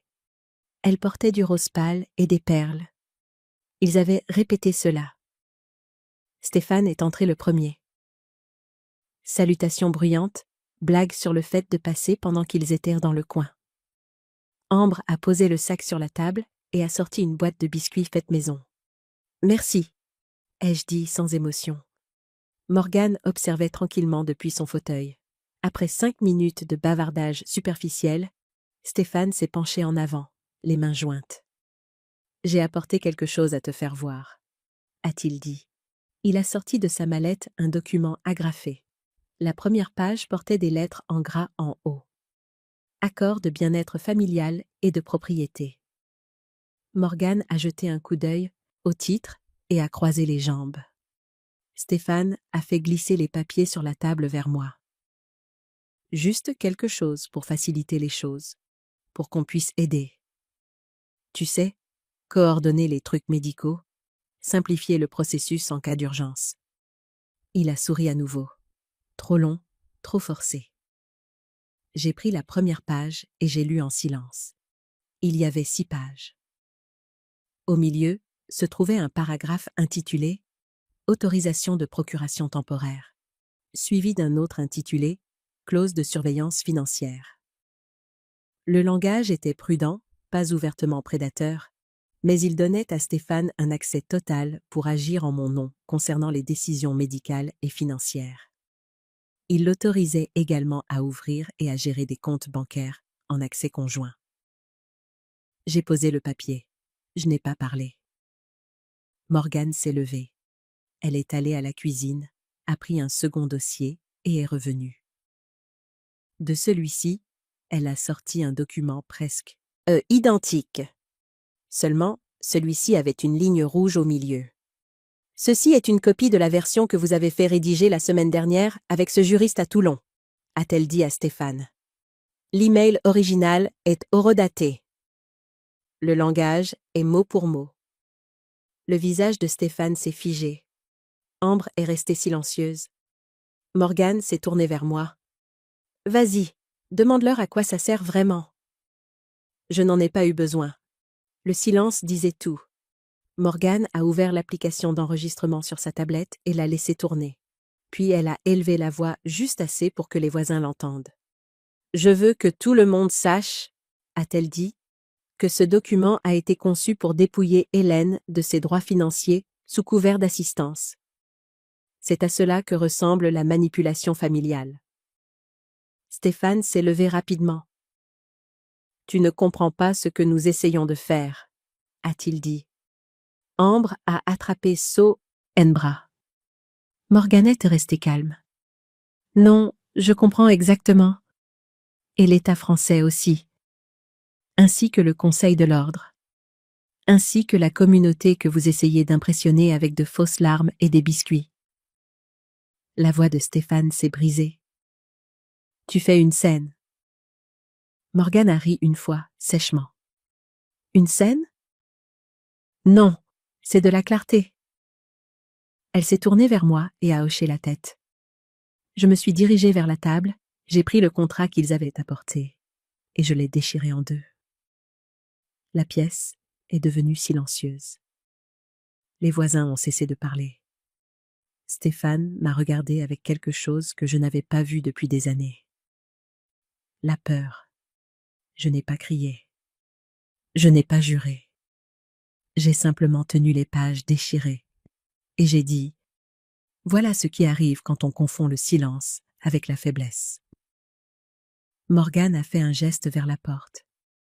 Stéphane et Ambre sont sortis, cette fois sans se retourner. Je me suis assise lentement, mes mains encore chaudes du papier. Morgane m'a apporté un verre d'eau. Les voisins ont murmuré, puis se sont poliment excusés. Quand la pièce a été vide, Morgane a parlé à voix basse. Ils essaieront autre chose. J'ai hoché la tête, je le savais aussi. Mais ce qu'ils ne savaient pas, c'est que nous avions de l'avance maintenant, et je ne me contentais pas de tenir la ligne. J'étais prête à tout reprendre, morceau par morceau, nom par nom. Et cette fois, ils ne le verraient jamais venir. La semaine suivante, j'ai reçu un SMS de Stéphane. « Maman, nous voulons nous excuser correctement. Dîner de famille chez nous ce dimanche à 18h. Tu manques aux enfants. S'il te plaît, viens. » Je l'ai montré à Morgane, qui a immédiatement secoué la tête. C'est un piège. Bien sûr que ça en est un, ai-je convenu. Mais j'y vais quand même. Morgane m'a regardé comme si j'avais perdu la tête. Pourquoi irais-tu sur leur terrain après? Est-ce tout ce qu'ils ont essayé? Je lui ai montré le dossier que j'avais préparé, des documents d'Élise, des relevés financiers et quelque chose de nouveau. Des papiers établissant la Fondation Hélène Dubois, une organisation à but non lucratif dédiée à soutenir les victimes âgées d'exploitation familiale. Parce qu'il est temps qu'ils comprennent à qui ils ont vraiment affaire, ai-je dit. Morgane a étudié les documents de la Fondation, ses yeux s'écarquillant. « Tu transfères tes biens à une fondation? Quand as-tu décidé ça? » La nuit où ils ont apporté ce contrat, ai-je dit. Élise m'a aidé à la mettre en place. Tout va à la fondation. L'appartement, les comptes, tout. Le conseil d'administration supervisera tout. Et qui est au conseil d'administration? A-t-elle demandé. Toi, Élise, Walter de la sécurité, et Madame Chen, du 2B. Elle était juge avant de prendre sa retraite. Morgane s'est rassise, impressionnée. Tu as été occupée. J'ai appris des meilleurs, ai-je dit en souriant à ma sœur. Dimanche, j'ai porté une robe bleu marine douce, celle avec le col montant et les manches longues. J'ai attaché mes cheveux et j'ai porté ma montre en or, celle que Jacques m'avait offerte pour notre 25e anniversaire. Je n'ai emporté que mon sac à main avec les documents de la fondation à l'intérieur. Morgane a insisté pour me conduire. J'attendrai à proximité, a-t-elle dit. Si tu n'es pas sorti dans 2 heures, j'entre. Je lui ai tapoté la main. Tout ira bien. La maison n'avait pas changé. Revêtement blanc, paillis, frais, une nouvelle couronne sur la porte, comme si tout cela pouvait dissimuler l'amertume qui s'accrochait au mur. Ambre m'a accueilli avec un sourire trop large. Ses yeux ont parcouru ma tenue, essayant de la lire comme un signal. Elle s'est écartée, me laissant entrer avec une main sur mon dos, ferme et contrôlante. Elle, à table de la salle à manger, était dressée pour 7. Stéphane, Ambre, leurs 2 enfants, les beaux-parents de Stéphane, et moi. Le couvert supplémentaire m'a dit qu'il s'attendait à ce que j'amène Morgane. J'étais contente de ne pas l'avoir fait. Emma et Lucas ont couru vers moi dès qu'ils m'ont vue, enroulant leurs petits bras autour de mes jambes. Emma a levé les yeux, son visage sérieux. Papa a dit que tu étais en voyage spécial. Tu es revenu maintenant? Mon cœur s'est serré. Je vis dans un nouvel endroit, ma chérie, mais je ne suis pas loin. Lucas a tiré sur ma robe. On peut venir te voir? Papa dit qu'on ne peut pas te rendre visite. Avant que je puisse répondre, Ambre est intervenue, guidant les enfants vers leur siège. Mangeons d'abord, ensuite nous pourrons parler de tout ça. Nous nous sommes assis, nous avons mangé. La nourriture était bonne, un peu trop parfaite. Ils ont parlé des notes des enfants, du fait que Stéphane envisageait un changement de travail. Ambre a complimenté le plat qu'elle avait préparé 2 fois avec le genre de ton qui nécessitait une approbation. J'ai hoché la tête poliment. J'ai répondu quand on me le demandait. Je n'ai rien abordé des derniers mois, et eux non plus, pas directement. Mais à peu près à la moitié du dessert, Stéphane s'est adossé à sa chaise et a poussé un soupir. J'ai beaucoup réfléchi ces derniers temps, a-t-il dit. À la façon dont les choses se sont compliquées, et je sais que nous avons tous fait des erreurs. Mais je déteste la distance entre nous. Ambre a pris sa main. Et avec les enfants qui grandissent, a-t-elle ajouté. Nous ne voulons juste aucun regret. Nous voulons qu'ils sachent à quoi ressemble une vraie famille. C'était à mon tour de hocher la tête. J'apprécie cela, ai-je dit. Vraiment. Ils ont souri, puis Stéphane a dit la phrase attendue.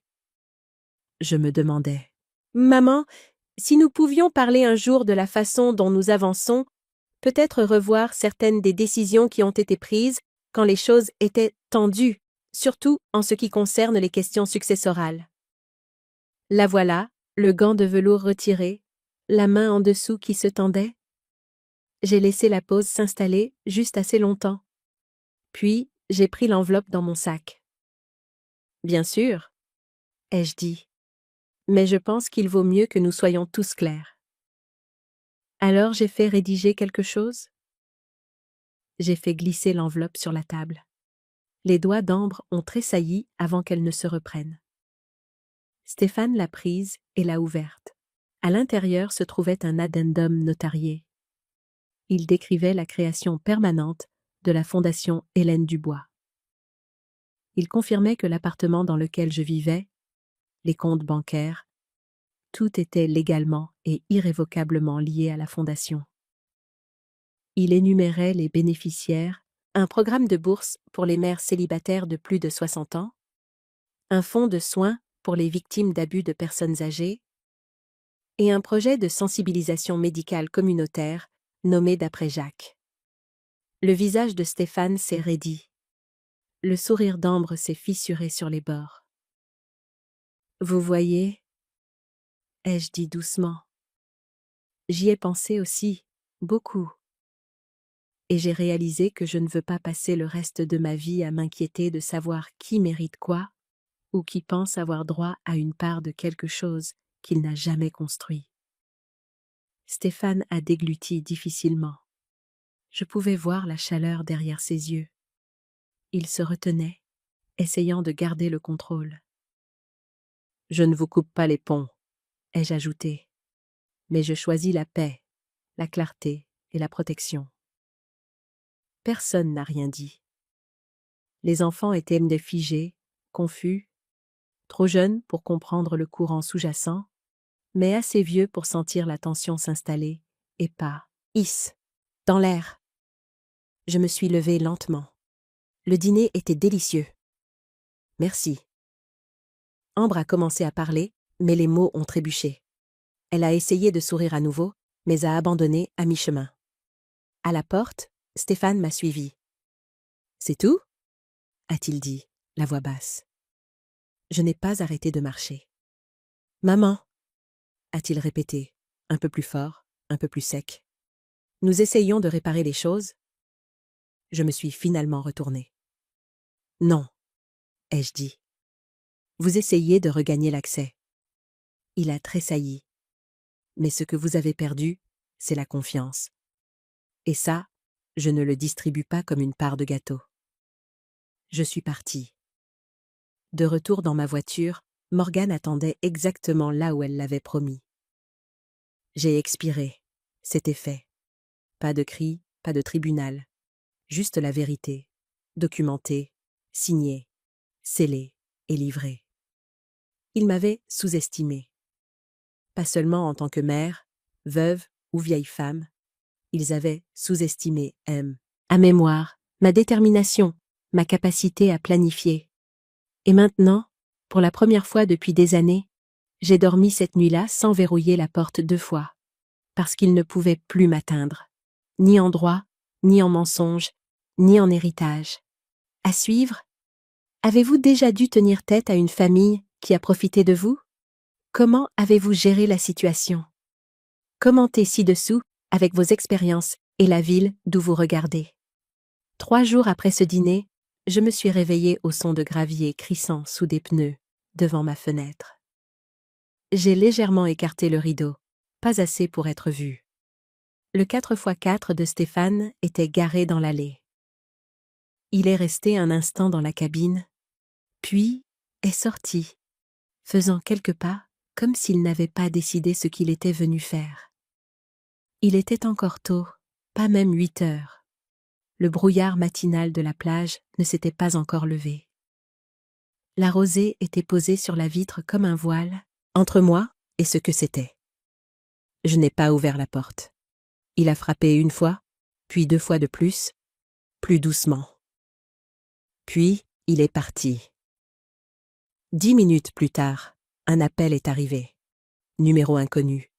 Je l'ai laissé aller sur la messagerie vocale. Le message était court. Sa voix calme mais tendue. Il a dit qu'il respectait mon choix, qu'il me donnerait de l'espace, qu'il comprenait maintenant ma position. Cela semblait presque civil, presque. Mais l'après-midi, je savais que quelque chose avait changé. Morgane m'a appelée, la voix tendue. Elle venait de raccrocher avec quelqu'un qu'elle connaissait au greffe du tribunal. Apparemment, une nouvelle requête avait été déposée.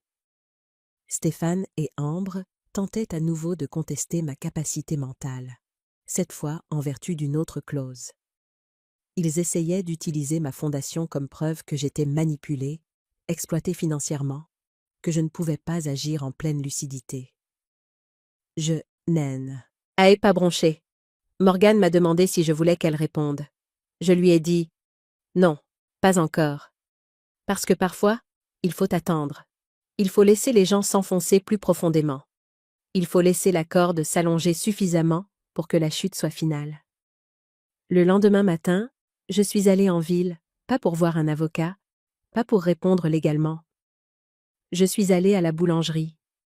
À l'intérieur, la propriétaire, Jacqueline, m'a longuement regardée, puis a souri. Elle avait 5 ans de plus que moi, marchait avec une canne, tenait la boutique avec sa petite fille. Nous avions parlé quelquefois auparavant de la subvention communautaire que j'avais mise en place par le biais de la fondation. Je me suis assise avec elle, je lui ai dit que j'avais une proposition. Cet après-midi-là, nous avons imprimé des prospectus. Le lendemain, des affiches étaient accrochées dans les bibliothèques, les cliniques, les refuges. La Fondation Hélène Dubois lance les journées communautaires, ateliers gratuits, repas, consultations pour les femmes âgées, cherchant à réintégrer le marché du travail, à échapper à l'isolement, à protéger leur patrimoine. L'événement a eu lieu à la mairie, à seulement 2 rues du bureau d'assurance de Stéphane. 200 personnes se sont présentées. À la fin de la semaine, la fondation était dans le journal local, puis dans un journal régional, puis sur un blog national sur les droits des aînés. Je suis restée silencieuse pendant tout ce temps. Je n'avais pas besoin de parler. La visibilité était sa propre défense. Vendredi, Élise est passée. Elle avait entendu dire que Stéphane et Ambre rencontraient un deuxième avocat, quelqu'un d'agressif, quelqu'un de bruyant. Elle m'a prévenu qu'il ne reculait pas. J'ai souri, je l'ai remercié. Et puis, je lui ai remis une série de documents. Ils n'étaient pas pour moi. Ils étaient pour le conseil d'administration de la Fondation. Des personnes que nous avions soigneusement choisies. Aucune de la famille, toute forte. J'avais cédé cette maison, les comptes restants, et même mes droits nominaux à la clause de protection de la Fondation, ce qui signifiait que peu importe l'accusation qui m'était adressée, rien ne pouvait être liquidé ou touché sans l'approbation complète du Conseil. Les yeux d'Élise se sont écarquillés en lisant. « Vous fermez toutes les portes. » J'ai hoché la tête. « Laissez-les essayer. Ils ne font que prouver mon point de vue. » Dimanche, ma sonnette a de nouveau retenti. Cette fois, c'était Ambre. Elle tenait des fleurs.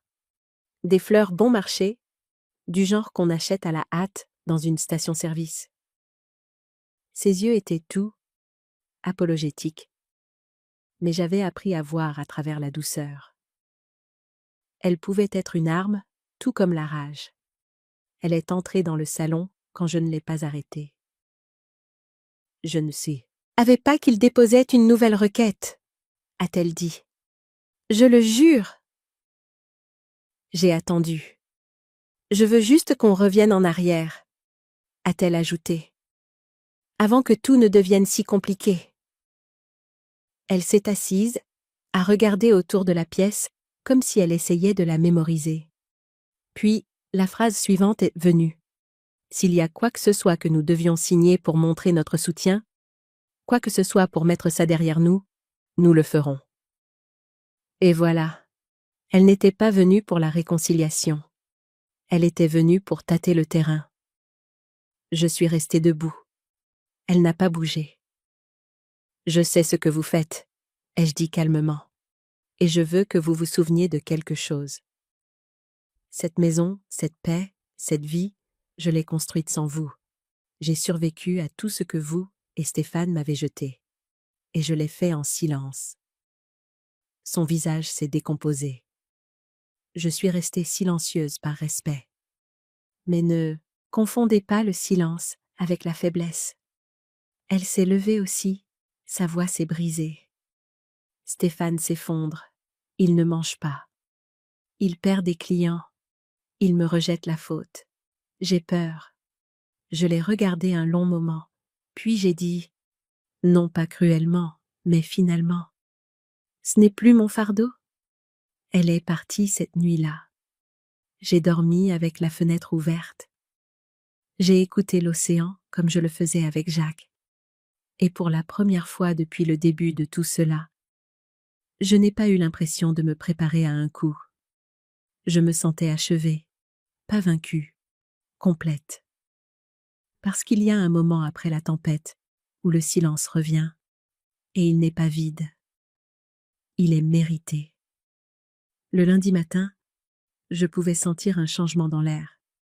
C'était subtil au début, juste la façon dont le quartier semblait plus calme, comme s'il retenait son souffle. Quelque chose approchait, et je savais que ce ne serait pas doux. Morgane a appelé juste après. Rémi dit. Sa voix était calme, mais directe. La date d'audience a été fixée, a-t-elle dit. Ils l'ont fait avancer rapidement. Ils sont confiants. Mais ils ont fait une erreur, Hélène. Une grosse erreur. Je n'ai pas répondu tout de suite. Je connaissais assez bien Morgane pour attendre. Ils ont soumis des preuves, a-t-elle continué. Des dossiers financiers, des lettres, des emails, des déclarations.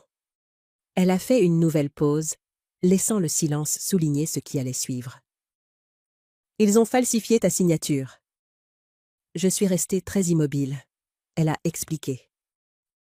Les documents que Stéphane et Ambre avaient non déposés prétendaient que je leur avais accordé une procuration pour la fondation, que j'avais transféré le droit de modifier ses statuts.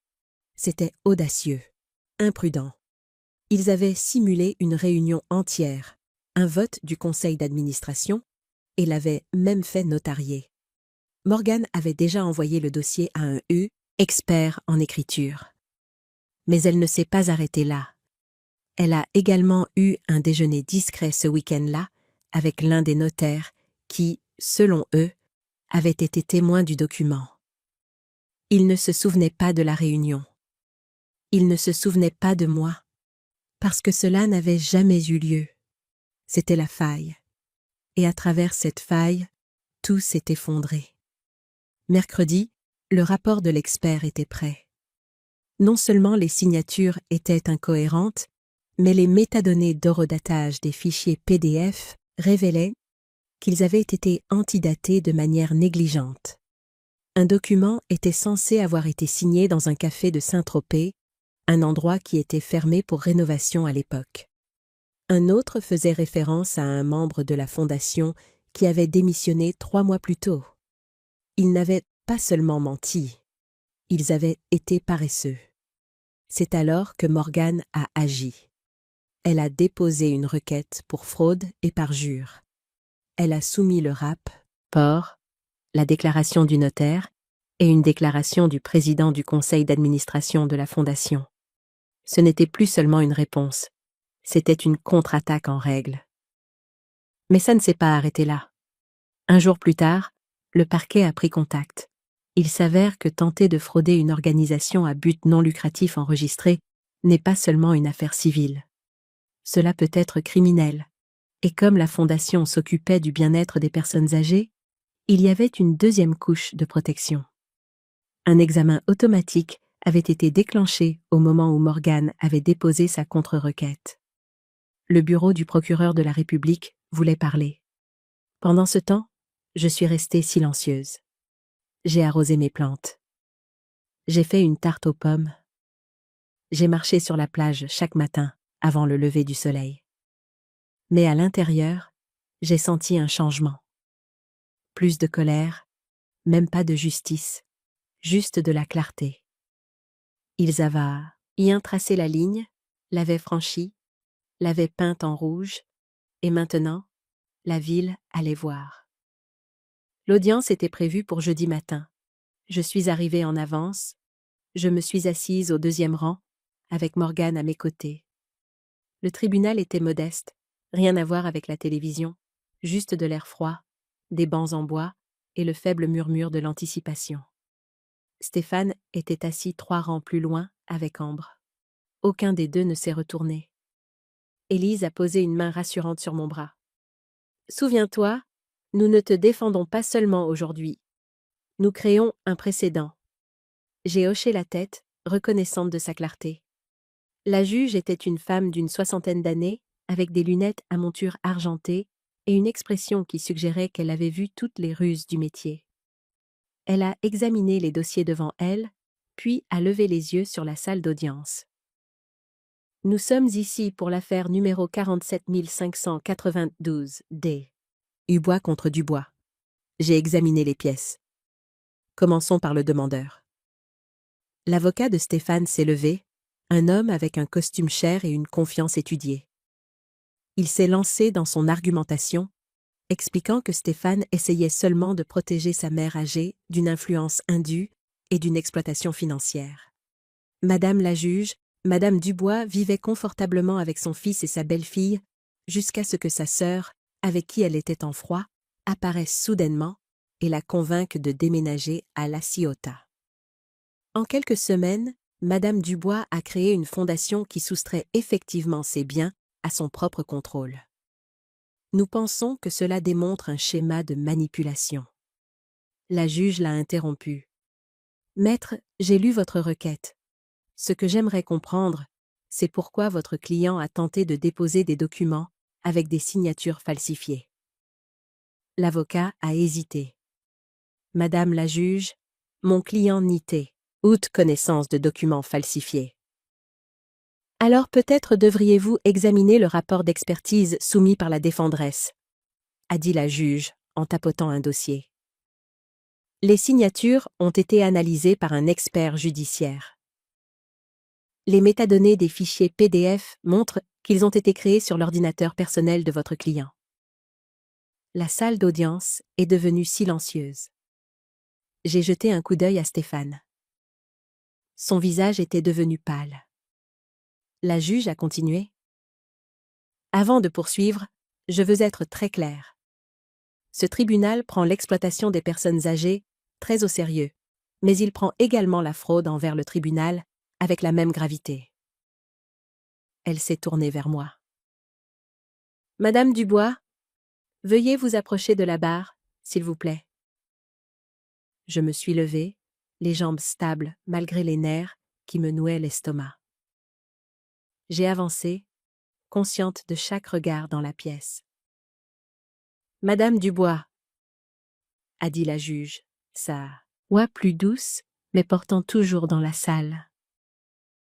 « J'aimerais vous poser quelques questions directement. » « Oui, Madame la juge. » « Avez-vous volontairement créé la Fondation Hélène Dubois? » »« Oui, je l'ai fait. » « Avez-vous cédé vos biens à cette fondation de votre plein gré, sans coercition? » »« Oui, Madame la juge. » « Et avez-vous, à un moment quelconque, accordé une procuration à votre fils, Stéphane Dubois, concernant la fondation ou ses biens? » »« Non, je ne l'ai pas fait. » Elle a hoché la tête, étudiant mon visage. « Madame Dubois, voudriez-vous dire à la cour, avec vos propres mots, pourquoi vous avez créé cette fondation? » J'ai pris une profonde inspiration. C'était le moment, non seulement pour moi, mais pour chaque femme qui avait été réduite au silence, rejetée ou sous-estimée à cause de son âge. Madame la juge, il y a 3 mois, mon fils et sa femme m'ont dit que j'étais un fardeau et m'ont mise à la porte de leur maison pendant une tempête. Je leur avais donné ma maison, celle que je possédais en pleine propriété, celle que mon mari et moi avons payée pendant 30 ans. Je vivais avec une pension fixe qu'ils contrôlaient. Je n'avais nulle part où aller. J'ai fait une pause, m'assurant que ma voix restait stable. J'ai créé la fondation parce que je ne veux plus jamais être vulnérable comme ça, et parce que je veux aider d'autres femmes âgées qui se retrouvent rejetées par les personnes qui devraient le plus se soucier d'elles. La juge a soutenu mon regard un long moment, puis a hoché la tête. « Merci, Madame Dubois. Vous pouvez retourner à votre place. » Le reste de l'audience s'est déroulé rapidement. Élise a présenté nos preuves méthodiquement. Les documents falsifiés, le témoignage de l'expert, les déclarations des membres du conseil d'administration. L'avocat de Stéphane a tenté de soutenir que Stéphane avait agi dans mon meilleur intérêt, mais son argument sonnait creux face au poids des preuves. Quand la juge a finalement parlé, sa décision était claire. Le tribunal ne trouve aucune preuve que Madame Dubois est incapable de gérer ses propres affaires ou qu'elle a été indûment influencée. Au contraire, Elle semble avoir pris des mesures raisonnables pour se protéger des personnes mêmes qui prétendent la protéger. Elle s'est tournée vers l'avocat de Stéphane. Quant à la question des documents falsifiés soumis à ce tribunal, je renvoie cette affaire au bureau du procureur de la République pour d'éventuelles poursuites pénales. Ce tribunal ne tolère pas la fraude. D'un coup de marteau, c'était terminé. Stéphane et Ambre sont sortis précipitamment, évitant tout contact visuel. Je suis restée assise, absorbant la finalité de tout cela. Dehors, sur les marches du palais de justice, Morgane m'a serré fort dans ses bras. « C'est fini, Hélène, vraiment fini. » J'ai hoché la tête, le soleil du sud chaud sur mon visage. Puis, j'ai entendu. « Maman. » Je me suis retournée.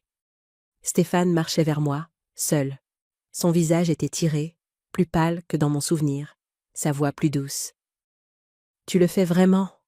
a-t-il dit. Je l'ai regardé. Cet homme qui avait été mon enfant, que j'avais soigné pendant ses fièvres et à qui j'avais appris à faire du vélo, qui m'avait jetée quand j'étais devenue gênante. « Non, » ai-je dit. « C'est toi qui l'as fait. » Ses épaules se sont affaissées, comme si, pour la première fois, il réalisait qu'il ne pouvait pas me rejeter la faute. « Je ne pensais pas que ça irait aussi loin, » a-t-il marmonné. J'ai hoché la tête. C'est le problème avec les limites. Une fois que tu les franchis, tu ne décides plus où elles s'arrêtent. Il a semblé vouloir en dire plus, mais sa bouche s'est refermée. Morgane s'est approchée de moi. « On devrait rentrer, » a-t-elle dit doucement. Allô, est-ce que nous nous éloignons? J'ai ressenti quelque chose d'inattendu.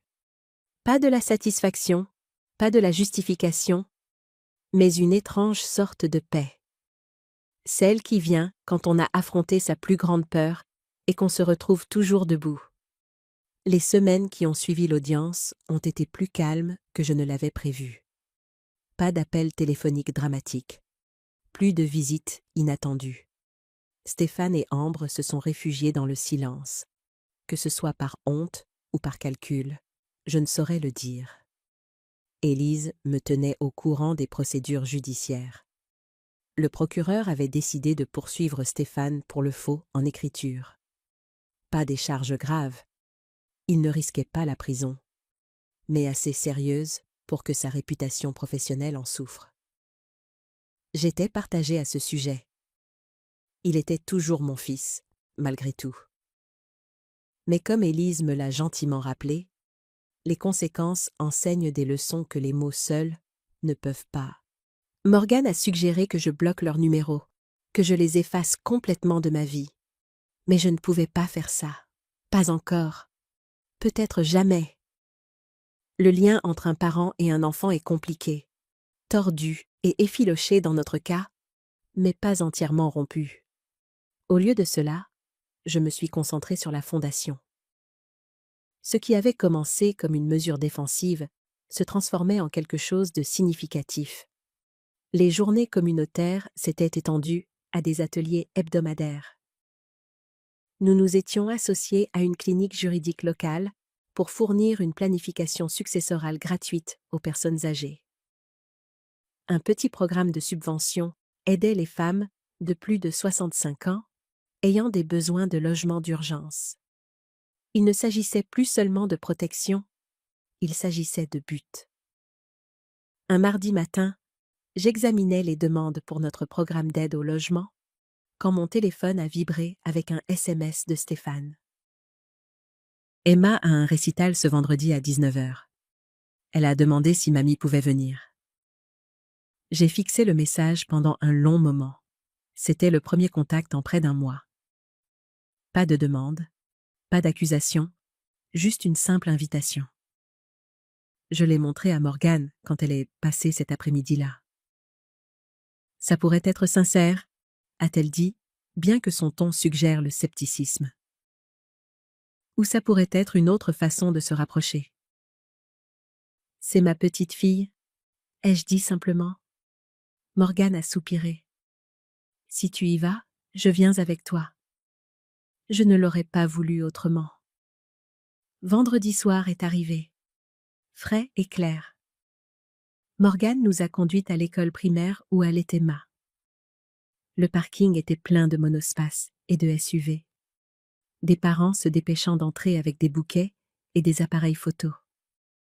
Nous avons trouvé des places près du fond, nous donnant une vue dégagée, mais nous tenant quelque peu à l'écart.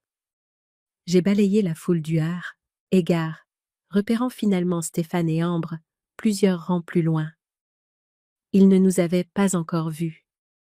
Les lumières se sont tamisées et le récital a commencé.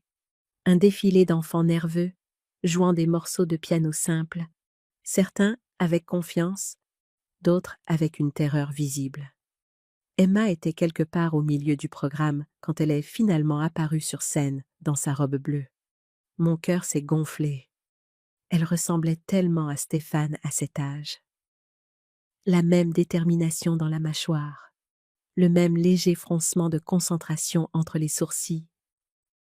Elle a joué la lettre à Élise, pas parfaitement, mais avec sentiment. Quand elle a fini, j'ai applaudi aussi fort que mes mains arthritiques le permettaient. Alors que les enfants saluaient, pour la dernière fois, j'ai vu Emma scruter le public. Quand elle m'a repéré, son visage s'est illuminé. Elle a fait un grand signe de la main, attirant l'attention de Stéphane et d'A.M.B.R. Ils se sont retournés, m'ont vu, et se sont figés un instant avant d'offrir des sourires crispés. Après le récital, les familles se sont rassemblées dans la cantine pour des biscuits et du jus de fruits. Emma s'est détachée de ses parents et a couru vers moi, jetant ses bras autour de ma taille.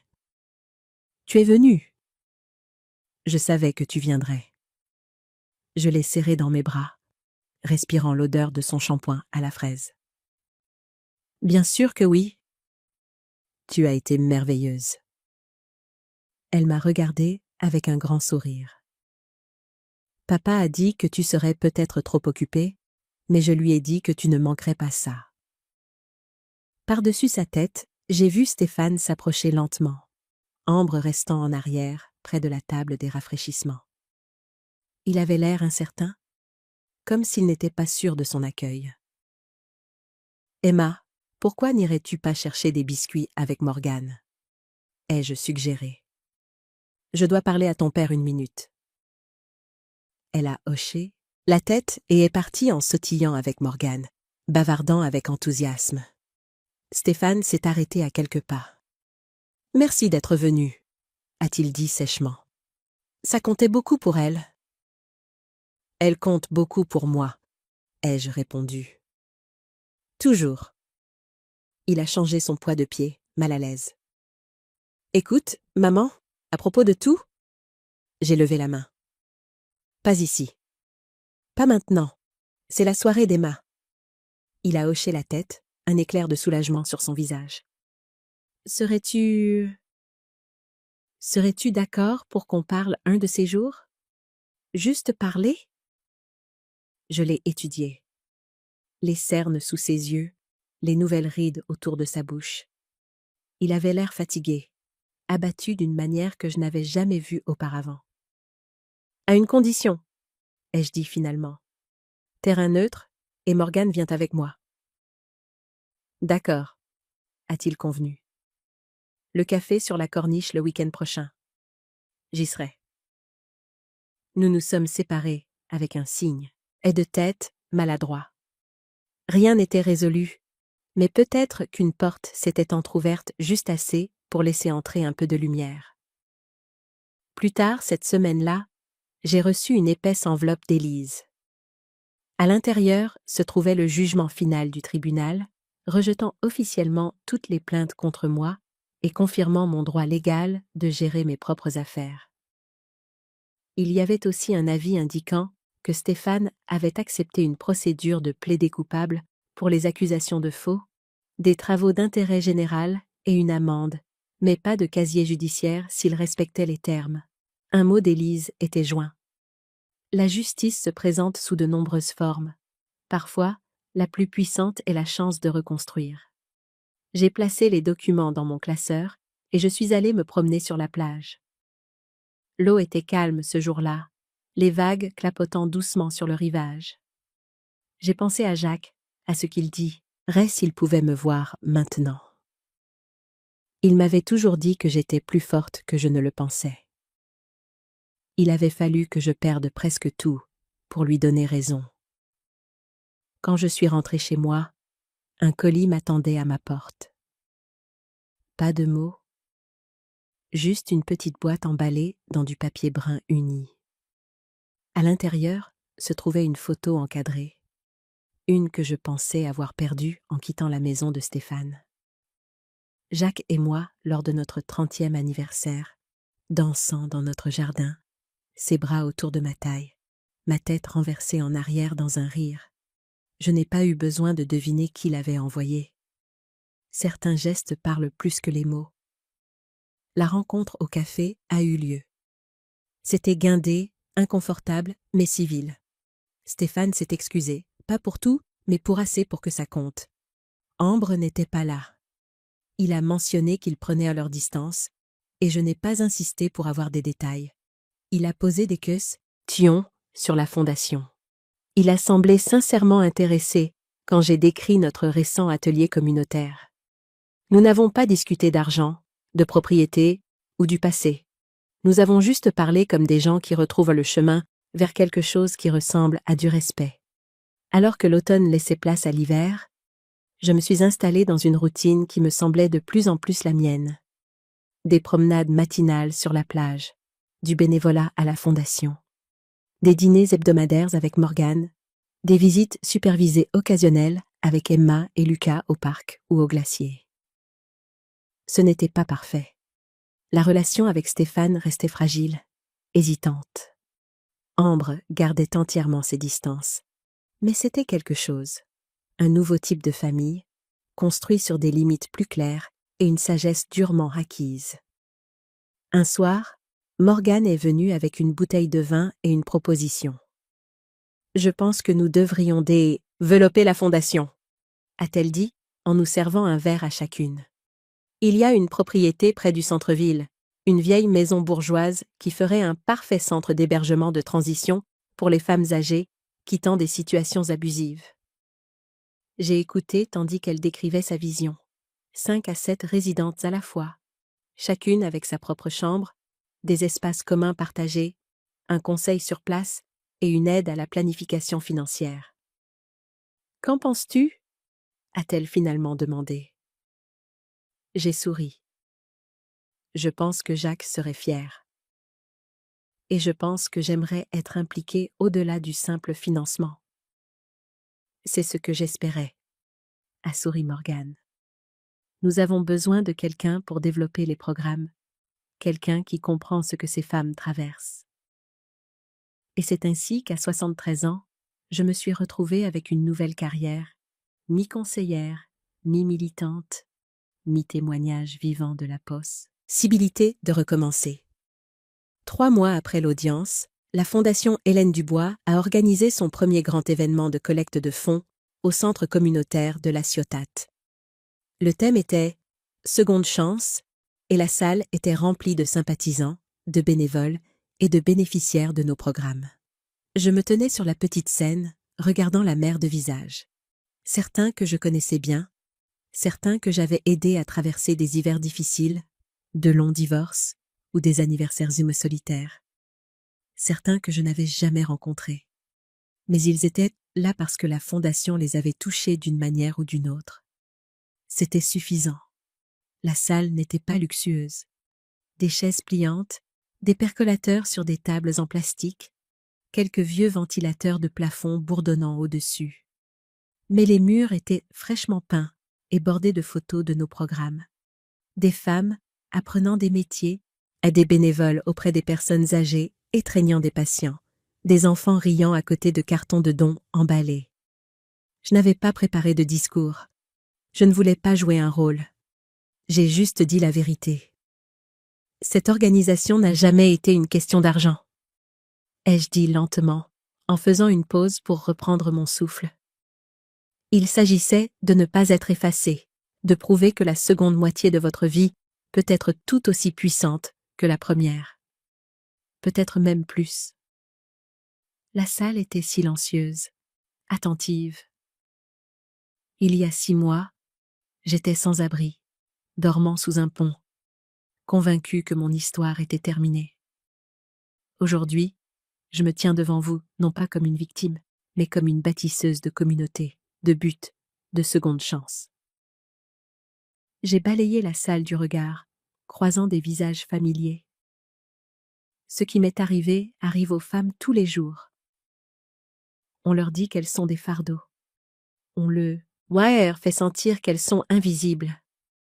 On les met de côté quand elles deviennent gênantes. Mais les femmes gênantes changent le monde. Une vague d'applaudissements s'est rapidement tue alors que je continuais. Cette fondation n'est pas mon héritage. C'est notre refus collectif d'être réduite au silence. C'est notre déclaration que l'âge apporte la sagesse, pas la faiblesse. Que les cheveux d'argent ne signifient pas la reddition. J'ai fait un signe de tête vers le fond de la salle où se tenait Morgane, les bras croisés, la fierté évidente dans sa posture. J'ai eu de la chance. J'avais quelqu'un qui m'a trouvé, qui a cru en moi quand je ne pouvais pas croire en moi-même. Mais tout le monde n'a pas une Morgane. C'est pourquoi nous sommes là. Pour être cette bouée de sauvetage, ce filet de sécurité. Cette voix qui dit « Vous n'êtes pas seul, et vous n'avez pas fini ». Les applaudissements ont été plus forts cette fois, soutenus. J'ai levé la main pour les calmer. Avant de finir, je veux partager une chose que j'ai apprise à travers tout cela. Le silence n'est pas la même chose que la faiblesse. Parfois, la personne la plus silencieuse dans la pièce rassemble ses forces, observe, planifie. Ne confondez pas sa pause avec une reddition. Je me suis reculée du micro, submergée par l'ovation qui a suivi. Je ne m'attendais pas à cette réponse, à cette validation, à cette communauté. Alors que la foule se mêlait ensuite, une jeune femme s'est approchée de moi, peut-être au début de la trentaine. Elle s'est présentée comme étant Tiffaine, une assistante sociale du département. « Madame Dubois », a-t-elle dit. « Votre histoire, c'est aussi l'histoire de ma grand-mère. » Seulement, elle n'avait personne pour l'aider. Elle est morte seule dans une maison de retraite où ses enfants l'avaient placée, convaincus qu'elle ne valait rien. Ses yeux brillaient de la haine non versée. « Ce que vous faites ici, c'est important, c'est vraiment important. » Je lui ai serré la main, les mots me manquant momentanément. Après l'événement, les gens sont restés. Certains ont pleuré. Certains m'ont étreinte. Une femme m'a glissé un mot qui disait simplement « Grâce à vous, j'ai demandé la garde de mon petit-fils. » J'ai glissé le mot dans la poche de mon manteau et je suis sortie par la porte de derrière. Le soleil était déjà couché. L'automne s'amenuisait pour laisser place au début de l'hiver. Je pouvais sentir le gel arriver. Quand je suis rentrée à la maison, la lumière du porche était allumée. Morgane avait laissé un plat à gratin près de la porte, avec une serviette collée dessus. « Repose-toi, tu l'as mérité. » À l'intérieur, j'ai allumé la cheminée et je me suis versé un petit verre de vin. La maison, autrefois trop silencieuse, me semblait maintenant un sanctuaire. Le lendemain matin, j'ai planté 3 nouveaux citronniers au bord de mon jardin. Je ne sais pas si je vivrai pour les voir porter des fruits, mais planter quelque chose que vous ne récolterez peut-être jamais est un acte de foi. Pas en vous-même, mais dans le monde après vous. Morgane est venue ce week-end-là. Nous avons bu du thé, ri du reportage télévisé qui avait mal prononcé son nom, et parlé d'organiser un atelier d'écriture pour les femmes retraitées au printemps prochain. Les histoires, a-t-elle dit, sont la dernière chose qu'ils ne peuvent pas voler. Quand elle est partie, je suis restée à la fenêtre et j'ai regardé le vent bouger dans les arbres. Le genre de vent qui ne fait pas tomber les choses, mais qui vous rappellent qu'elles peuvent tenir debout. Au loin, je pouvais voir le centre communautaire où se tiendrait notre prochain atelier, où des femmes comme moi se rassembleraient pour apprendre, partager, reconstruire. J'ai pensé à Stéphane, à Nopé, à Hésitant, vers une nouvelle sorte de relation. Ce n'était pas le pardon, pas encore, mais c'était un mouvement. La semaine dernière, il avait amené Emma et Lucas au parc. Nous avions nourri les canards, parcouru le sentier, parlé de l'école, des choses normales, des choses qui guérissent. Quant à Ambre, j'avais appris par Morgane qu'elle avait déménagé, demandé le divorce.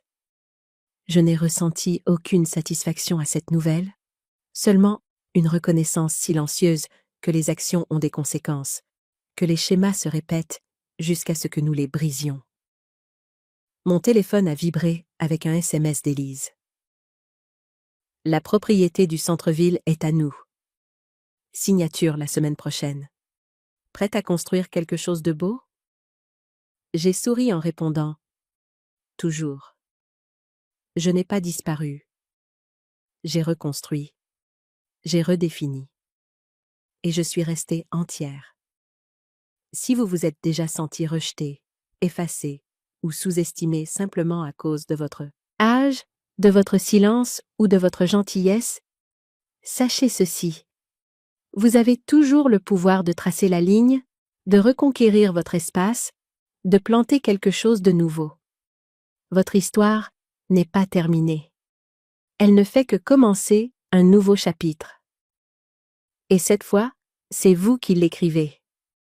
Que feriez-vous si vous étiez à la place d'Hélène? Avez-vous déjà vécu quelque chose de similaire? Commentez ci-dessous et partagez votre histoire. Je lis depuis Nice ce soir, et j'adorerais savoir de quelle ville vous regardez. Si vous avez apprécié cette histoire, consultez 2 autres favoris de la chaîne. Ma fille a volé mon héritage, puis le karma a frappé, et j'étais la bénéficiaire secrète du testament de mon mari. Merci d'avoir regardé et à bientôt dans la prochaine vidéo.